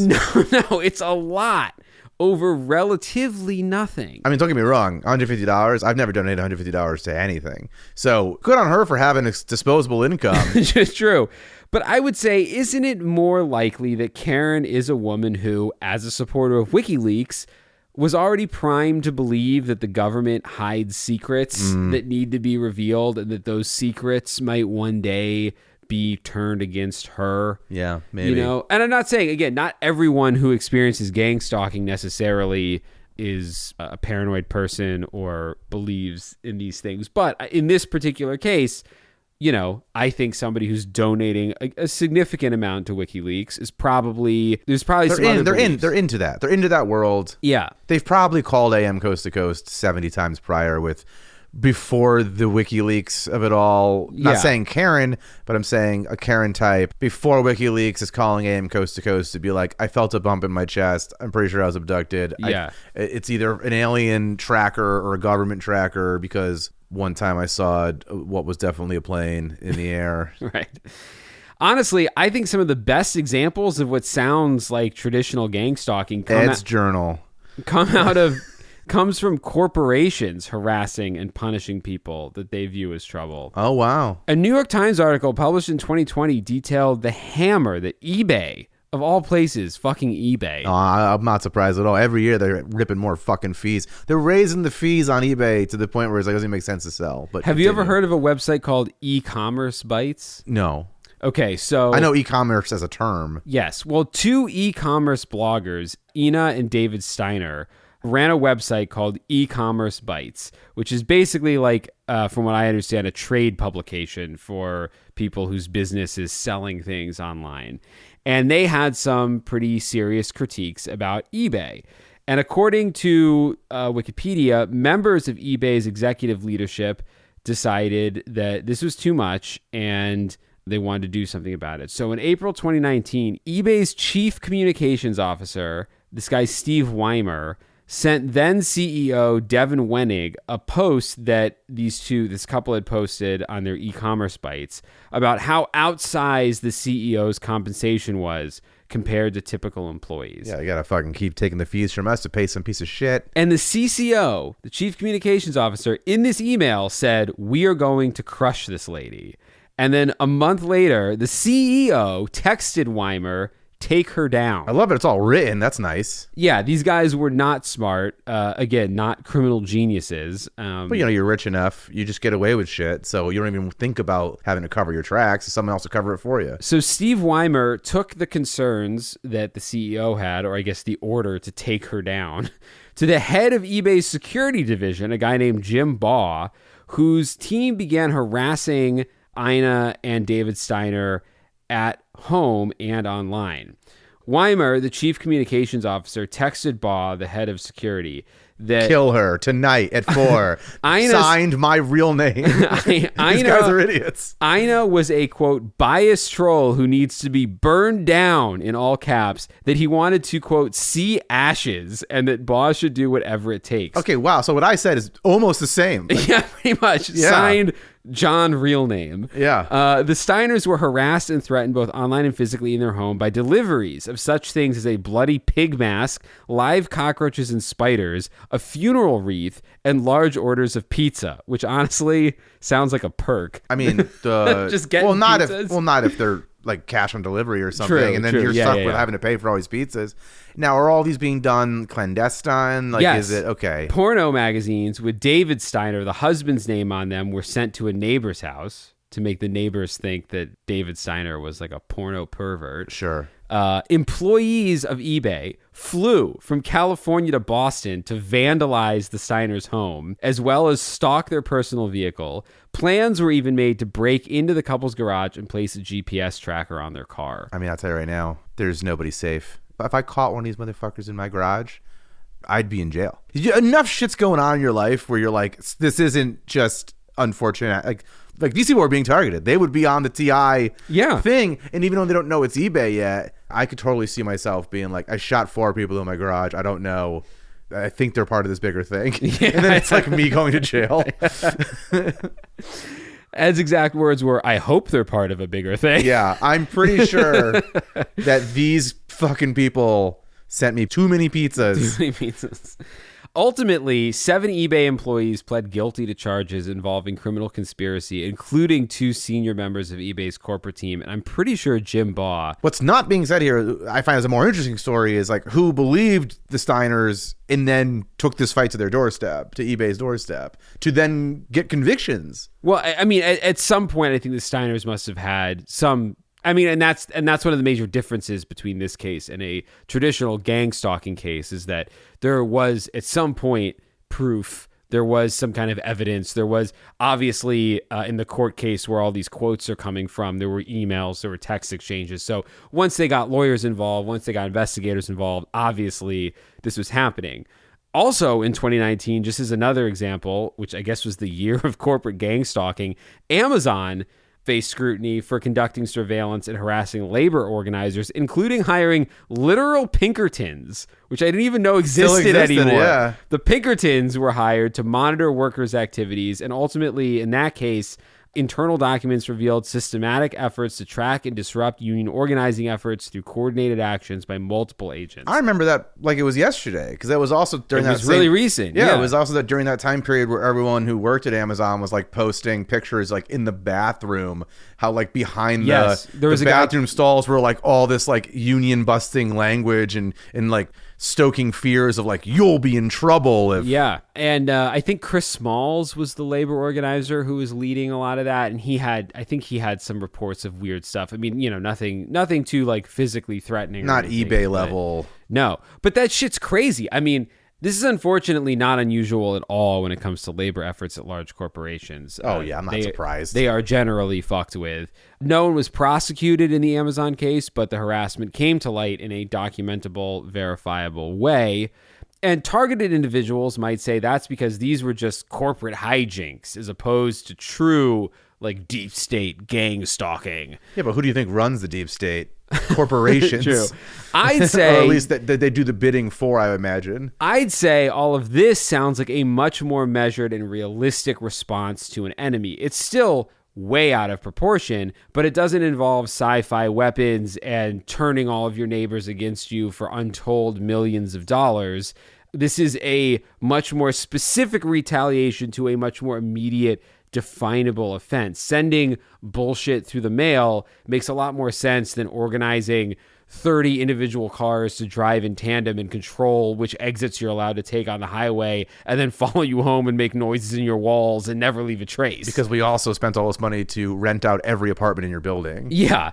So for what it's worth, I don't think anyone involved on the victim side of these corporate harassment campaigns ever believed that they were being gang stalked, at least not in the sense that we've been discussing. They never went online and found TI communities, but I know the TI community has found their stories and used them as evidence that these things actually do happen. And I know it because at least one notable TI website, targetedindividualsresources.com, says it right on their homepage. They say, quote, "Every TI knows our communities are filled with fake profiles spreading disinformation.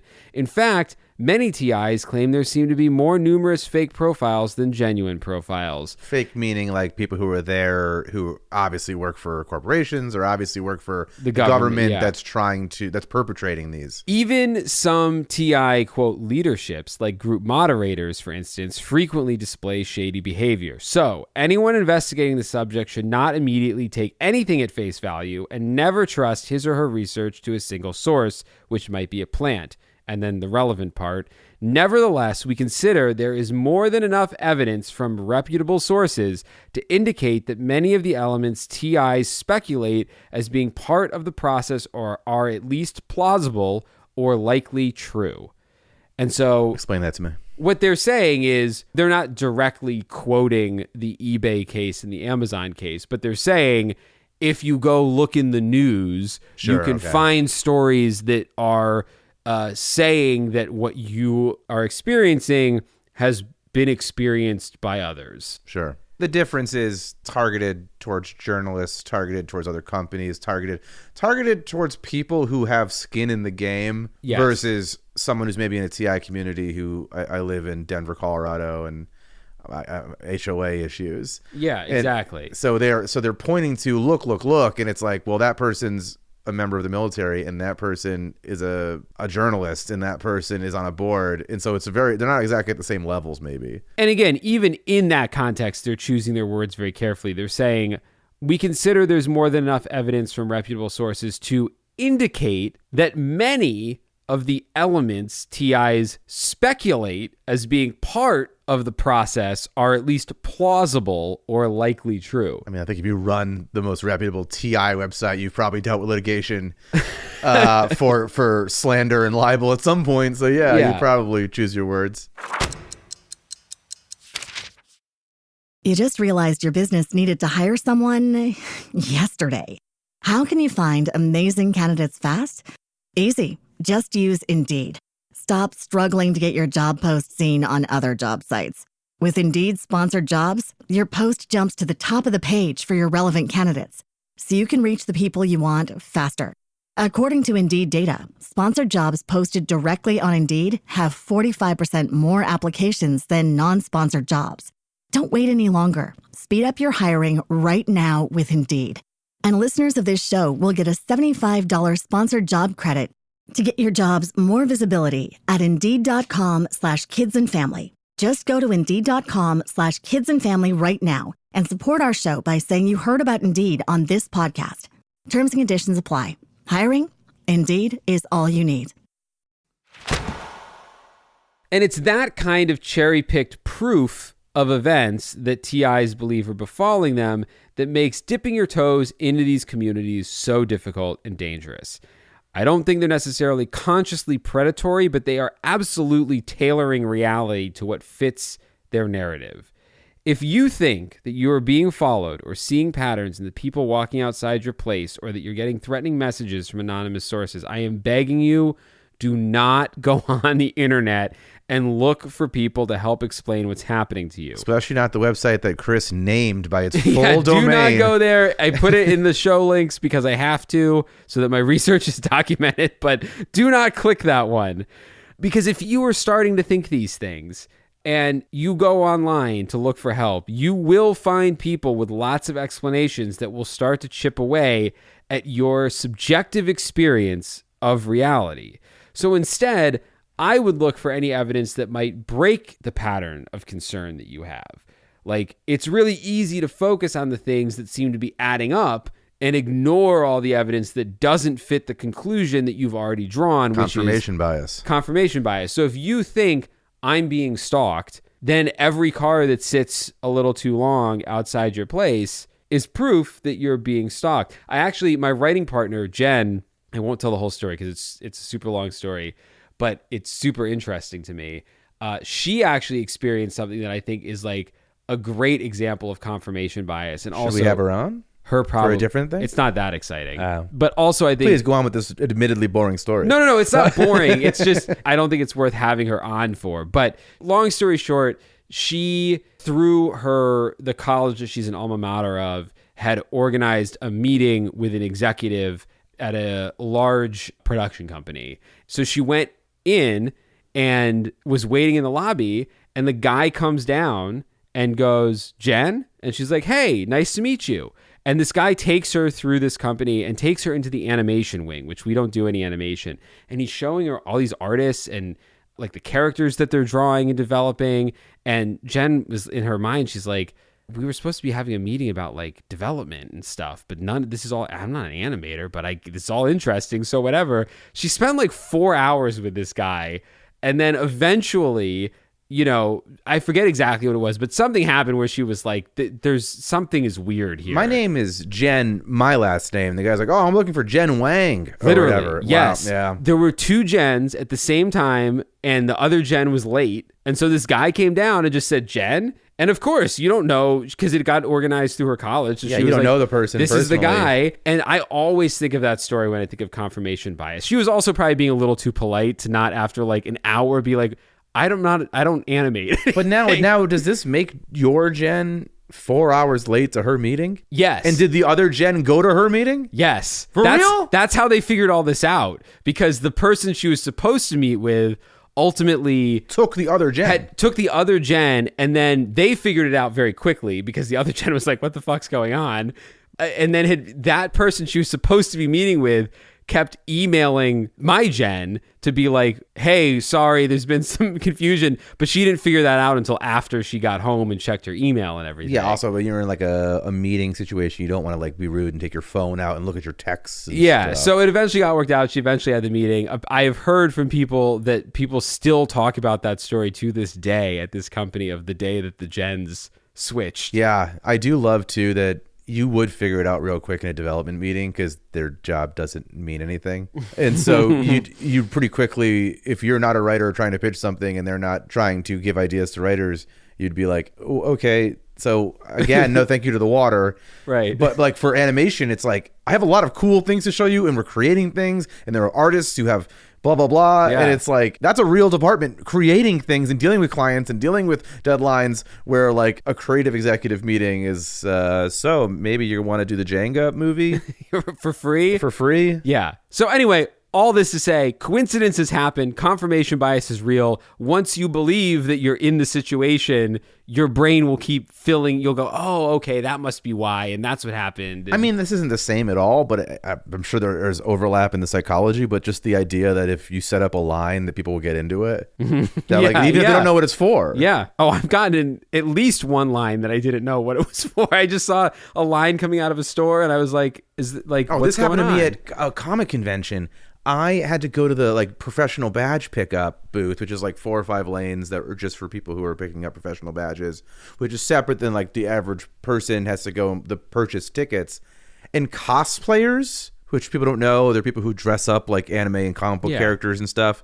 They were doing a photo shoot, and they are not part of the convention. Right. They just are fucking people. Right. They were doing some sort of like, oh, look at all these anime characters and fucking whatever in line. So it looks like they're kind of living out this experience. But I had just gotten in line that I didn't know was a photo shoot because I actually did need to use. And so for a while, I'm like, why is no one doing anything? I need my fucking badge. And then eventually I like asked and I was like, oh, and they're like, oh no, this is a photo shoot. So I walk by them. Right. And like eventually got my stuff, but I was like, I just wasted like 8 minutes being the only guy not dressed like Sailor fucking Moon in this photograph. So it was, I just needed to get my shit. It's crazy because people can't see, but you're dressed like Sailor Moon right now. So I just would have assumed. Yeah, but not that day.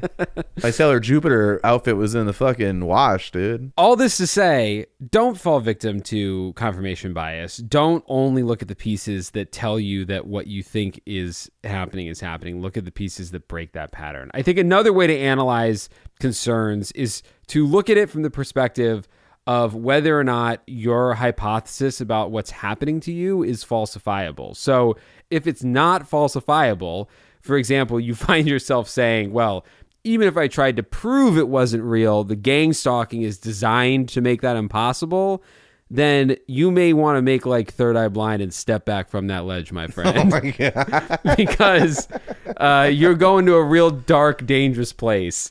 At the end of the day, we aren't doctors, so far be it from me to diagnose what's really going on in the minds of targeted individuals. But that Psychology Today article that we mentioned before lays out a pretty solid case.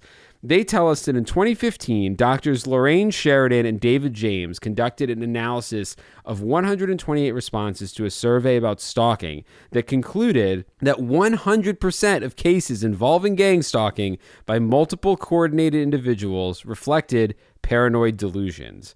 In contrast, only 4% of those reporting stalking by a single individual were deemed to be delusional. Interesting. So yeah, like we kind of touched on that right in the beginning. Yeah. About like ex-boyfriends bothering you, whatever's bothering you, that's probably actually who is in the car outside your house. Right. But when you're like, there's a guy watching my house, there's a guy checking my garbage cans, there's a guy at the grocery store because he knows I get there at 2:00. Yeah. 2 of the people who were always at my gym have recently been replaced by 2 guys who I've never seen before who watch me lift. Yeah. Like that's when it's 100% delusional. Yeah. Yeah, and in both of these studies, gang stalking claims were ultimately attributed to paranoia because they defied credulity, often due to the sheer amount of resources, like we've talked about, or level of coordination that would be necessary to carry out what was claimed. So, you know, there was no smoking gun of proof that the gang stalking claims were false, but through reasonable deduction, you can say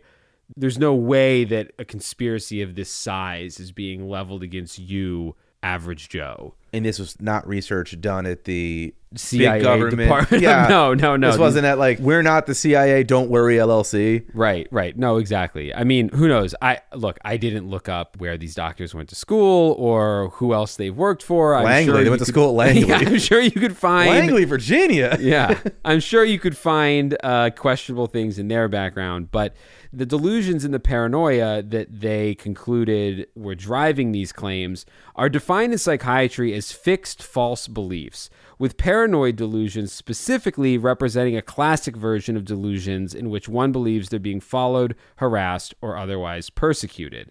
Now, this kind of delusion can develop when various conditions, such as being a victim of actual violence, can transform what is, for most people, a normal degree of vigilance into exaggerated hypervigilance. There's elements of PTSD in there too. You know, once bit, twice shy. Yeah. At the extreme, full-blown paranoia of a delusional intensity can be understood as our evolutionary warning systems gone completely awry, to the point of seeing evidence and believing that threats are everywhere. The number 23. Exactly. Unwatchable film. Unwatchable film, but a real phenomenon. I mean, you can do it with any number, but if you start to believe, and I've done it myself, if you start to believe any random number has meaning, you will start to see it everywhere. Stephen King, 19 is that number for Stephen King in the Dark Tower series. Yeah. But he also puts it, I think, in a lot of his other books. And so, like, my cousin Steve, comic Steve, anytime we see 19, like one of the two of us will turn and be like, 19. Yeah. No, you'll see it everywhere. I mean, I think I was probably in like early high school when I saw the number 23, and I did start to see the number 23 everywhere, but lots of numbers are everywhere and you will see them. One of the all-time great pieces of marketing, I was at Comic-Con, it was New York Comic-Con, that year that movie was coming out, and me and our friend Keto were there, and we like volunteered for this like number 23 marketing team thing where they gave you these black trench coats to wear and Polaroid cameras, and I still have the Polaroid camera to this day from it. It's the working Polaroid camera, and they gave you film Polaroid cameras and these black coats and clothespins, and they were like, go out into the city of Manhattan and find as many examples of the number 23 as you can, and then like take the pictures and pin them to these coats, and then come back at this time and we're going to have average people, like other people at the con, you're all going to stand there with your coats and people are going to judge who like they think the best coat of 23s is. And it was one of the most fun days because we just opened our eyes to neighborhoods and things and places that we never would have looked. We never would have walked down that street. We never would have gone into this bodega or this place unless we were like on a mission to find creative 23s. And, you know, we're creative people. We work in the arts. So for us, it was just like a really, really fun day. I don't think that generated in ticket sales for the number 23, but it was a fun day for us. Yeah, no, that's a great campaign. I love that. So I think seeing this evidence and believing that threats are everywhere makes sense in the context of people like Billy B, who we talked about at the beginning of this episode. This is a guy who grew up gay in the deep South in Aberdeen, Mississippi, and probably did experience real violence and real persecution at a young age and probably at points throughout his life. I can't speak for him, but I certainly see how growing up, even in the best version of that situation, could lead to a heightened sense of caution that when combined with other underlying mental conditions could cause this sort of, or present at least, as this sort of delusional paranoia where you feel like, you know, he even says in that episode, he's being chased out by people who don't want gay men renting property in Hawthorne, California. So he's attributed it to a real life problem that he's experienced, even though the scale of what he thinks he's experiencing seems unlikely. Sure. In addition, the Psychology Today article tells us that, quote, despite stigmatizing stereotypes about psychotic disorders like schizophrenia, those whose paranoia is part of a delusional disorder where non-bizarre or plausible delusions are the only symptoms, they don't typically appear as bizarre or odd people. So a lot of these people are going through everyday life or posting on TikTok or whatever saying, you know, here's the proof of this car across the street that's watching me. And sure, there's a car parking across the street, but maybe that's just your new neighbor, you know, like you don't know. Yeah. One thing that is definitely a red flag for this kind of delusional paranoia is that in many of these cases, the persecutory experiences continue regardless of attempts to escape or relocate, including when hospitalized in the inpatient psychiatry ward. And these delusions are often contradicted by acquaintances or family and friends living in close proximity. But again, that's where this gets really tragic because those family and friends who are saying, wait a minute, you know, I get helicopters over my house all the time. Then the person who's experiencing it says, oh, well, you're in on it. Yeah. Like, you've been turned against me. Yeah. It's going to end up being a high on my fear tier for that reason of the like, it's quicksand. Yeah. Because if it's really happening and people are all in on it, and we've talked about it in the fear tier for me in the past, in multiple episodes, how many times? Fans, find out how many, and if you get the right number, I'll have no way to verify it, but I'll send you a jelly bean. How many times have I said everybody's in on it? It's such a huge fear for me, like a Wicker Man or a Rosemary's Baby. Yeah. Like, I don't like the idea that everybody's in on it, and these people are living their lives as everybody's in on it. And if they're right, then yes, of course everyone's in on it, and you're fucked. And if you're wrong, you're going to sound crazy, so you're fucked. Right. Well, that's what we've talked about it probably in the Satanic Panic episode, at least, because that for me is the big fear with Satanic Panic is like, you know, if we're wrong about Satanic Panic, then our justice system is a mess, and all these people have been unfairly accused. And if it's right, the Satanists are in such control that we're all fucked, so it doesn't matter anyway. And that's similar with gang stalking. Like, I would say gang stalking, well, we'll get to the fear tier in a second. The last thing I wanted to say, I've said this a couple times throughout this episode, but the last thing I want the result of this episode to be is someone being like, oh, I never had a term for what was happening to me until I heard Chris and Ed talk about gang stalking. So if you are suspicious, if you're feeling like, and maybe I'm so guarded about this because Ed and I are both creative people. We both, you know, our brains put puzzles together. Our brains put pieces together. We go, oh, 1 + 1 = 2. So I feel like I'm susceptible to this kind of thinking of like, well, wait a second. That car was following me and now the lights across the street are flashing and it kind of looks like a Morse code, you know, like if you're starting to feel that, don't go online. Go get professional help, because I would say think of it this way. If the conspiracy against you is as vast as it seems, you're gonna need mental health assistance anyway. So seek that treatment. Find a therapist that you trust. And if the conspiracy subsides when you get help, great. You weren't being gang stalked. You can rest easy knowing that your brain's pattern recognition and danger centers were just out of whack, and you readjusted them and you're doing good. Fixed your pillars. Yeah.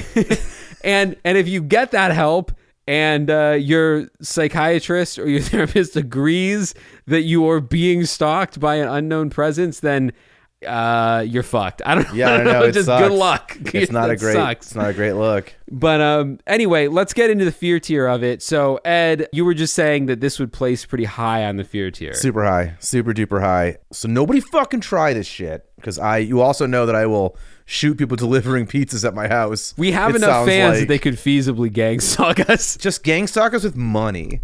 Please, yes. Yeah, how about drop pallets of cash in our backyard. Yeah. And if you want to be creepy about it, maybe there's like a crazy puzzle we have to solve to open the cache or something. We'll do it as long as it doesn't involve getting hurt. Yeah. Yeah, if you have the urge to do anything all as a group, just have it be send money. That said... Or a birthday card, whatever. Birthday card, too. I'll shake it to see if anything falls out.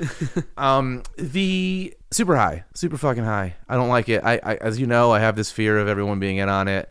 I have experienced stalking in my life, which is not gang stalking. Because this whole episode has been a genuine eye-opener in the sense that when you were like, we're doing gang stalking, I thought it was West Side Story.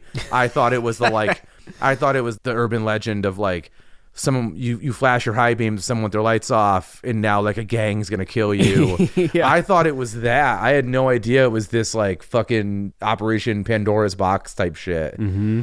And it is interesting that 4 days ago I was introduced to a woman who monetarily successful now because of her TikTok gang stalking account. Yeah. So I could try and find out who it is and post it. I have no fucking idea anymore, but it was something where I went down a rabbit hole of at least 3 or 4 reels, but they all had the like TikTok thing on the right because, you know, everyone transitions their stuff to get like views in 2 places.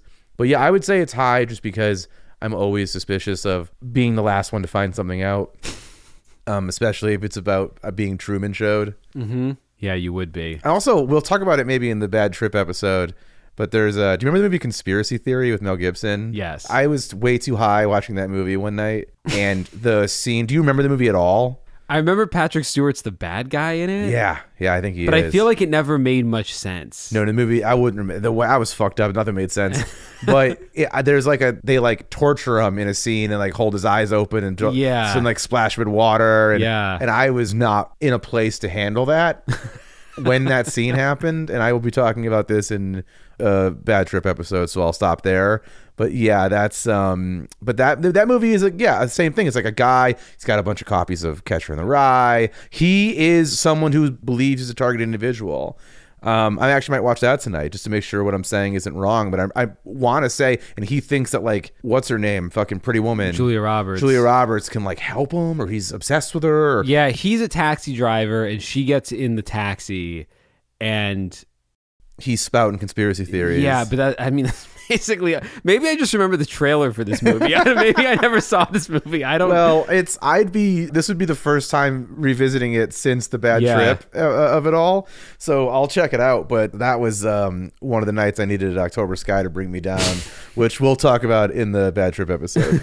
Yeah. You ever seen the movie The Game? Yes. An excellent movie with David Fincher. Game. I wonder. I almost don't want to bring it up because if you haven't seen The Game, I don't want to like spoil it. Yeah. It's so good. Yeah. So I'm not going to bring it up. The trailer will be in the show notes, although based when the movie came out, the trailer probably won't be very good. We didn't start having good trailers. I think it's a good trailer. Okay. Well, if you haven't seen The Game, Michael Douglas, David Fincher movie, go fucking watch it. It's relevant in some ways to this episode, but I can't talk about it. I don't want to ruin it for anybody. So I had a great idea, guys. Had a great fucking awesome take. We're giving you credit for that. The secret government agency that is watching us has marked down that you had a great idea. Thank you.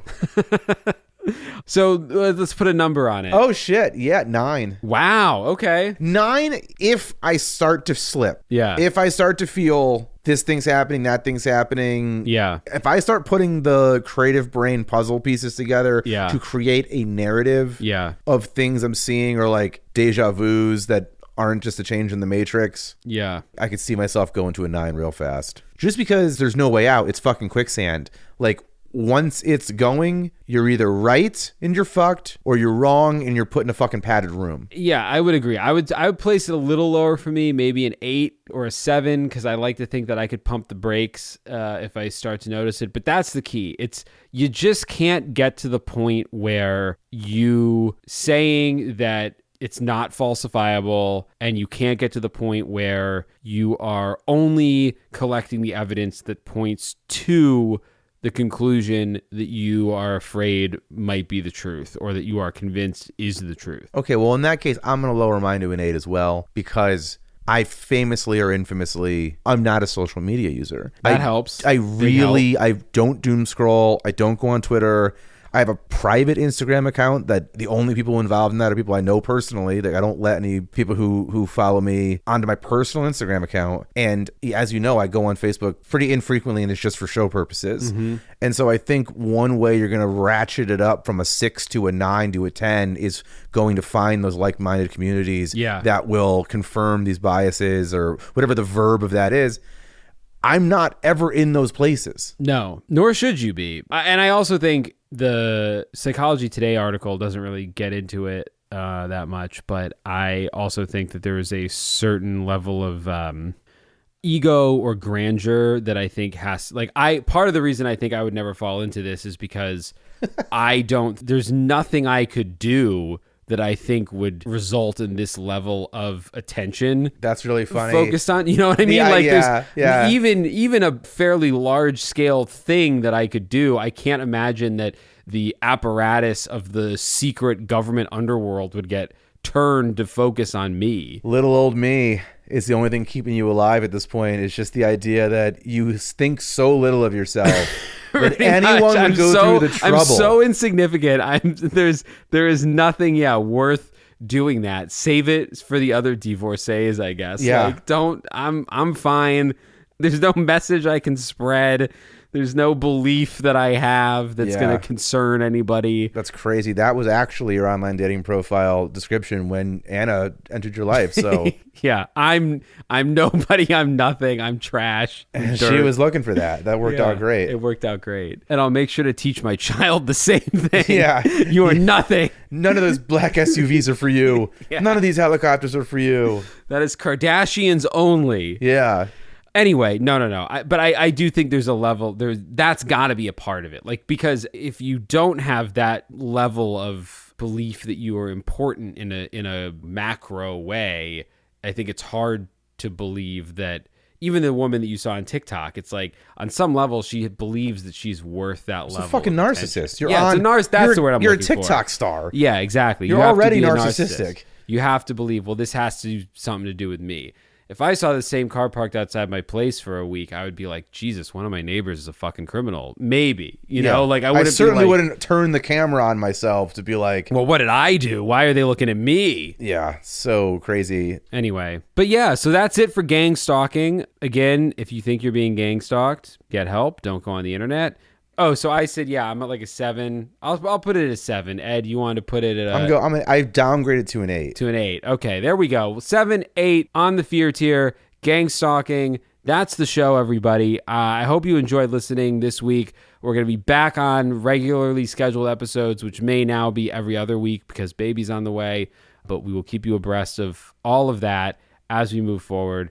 Thank you for listening. Like, subscribe, go join Premium if you want. We've got Patreon options up there. Gang stalk the shit out of our Premium. And don't forget, you can go to our link to get 45% off Magic Mind's Focus and Sleep Shots bundled together at www.magicmind.com/scaredjan. Again, that's www.magicmind.com/SCAREDJAN. Until then, I'm Chris Cullari. And I'm Ed Voccola. And the show is Scared All the Time. We'll see you soon. Bye. Scared All the Time is co-produced by Chris Cullari and Ed Voccola. Written by Chris Cullari. Edited by Ed Voccola. Additional support and Keeper of Sanity is Tess Feifel. Our theme song is the track Scared by Perpetual Stew. And Mr. Disclaimer is... And just a reminder, you can now support the podcast on Patreon and get all kinds of cool shit in return. Depending on the tier you choose, we'll be offering everything from ad-free episodes, producer credits, exclusive access, and exclusive merch. So go sign up for our Patreon at scaredallthetimepodcast.com. Don't worry, all scaredy cats welcome. No part of this show can be reproduced anywhere without permission. Copyright Astonishing Legends Productions. Good night. We are in this together. Together. You just realized your business needed to hire someone yesterday. How can you find amazing candidates fast? Easy. Just use Indeed. Stop struggling to get your job post seen on other job sites. With Indeed sponsored jobs, your post jumps to the top of the page for your relevant candidates, so you can reach the people you want faster. According to Indeed data, sponsored jobs posted directly on Indeed have 45% more applications than non-sponsored jobs. Don't wait any longer. Speed up your hiring right now with Indeed. And listeners of this show will get a $75 sponsored job credit to get your jobs more visibility at Indeed.com/kidsandfamily. Just go to Indeed.com/kidsandfamily right now and support our show by saying you heard about Indeed on this podcast. Terms and conditions apply. Hiring? Indeed is all you need. You just realized your business needed to hire someone yesterday. How can you find amazing candidates fast? Easy. Just use Indeed. Stop struggling to get your job post seen on other job sites. With Indeed sponsored jobs, your post jumps to the top of the page for your relevant candidates, so you can reach the people you want faster. According to Indeed data, sponsored jobs posted directly on Indeed have 45% more applications than non-sponsored jobs. Don't wait any longer. Speed up your hiring right now with Indeed. And listeners of this show will get a $75 sponsored job credit to get your jobs more visibility at Indeed.com/kidsandfamily. Just go to Indeed.com/kidsandfamily right now and support our show by saying you heard about Indeed on this podcast. Terms and conditions apply. Hiring? Indeed is all you need.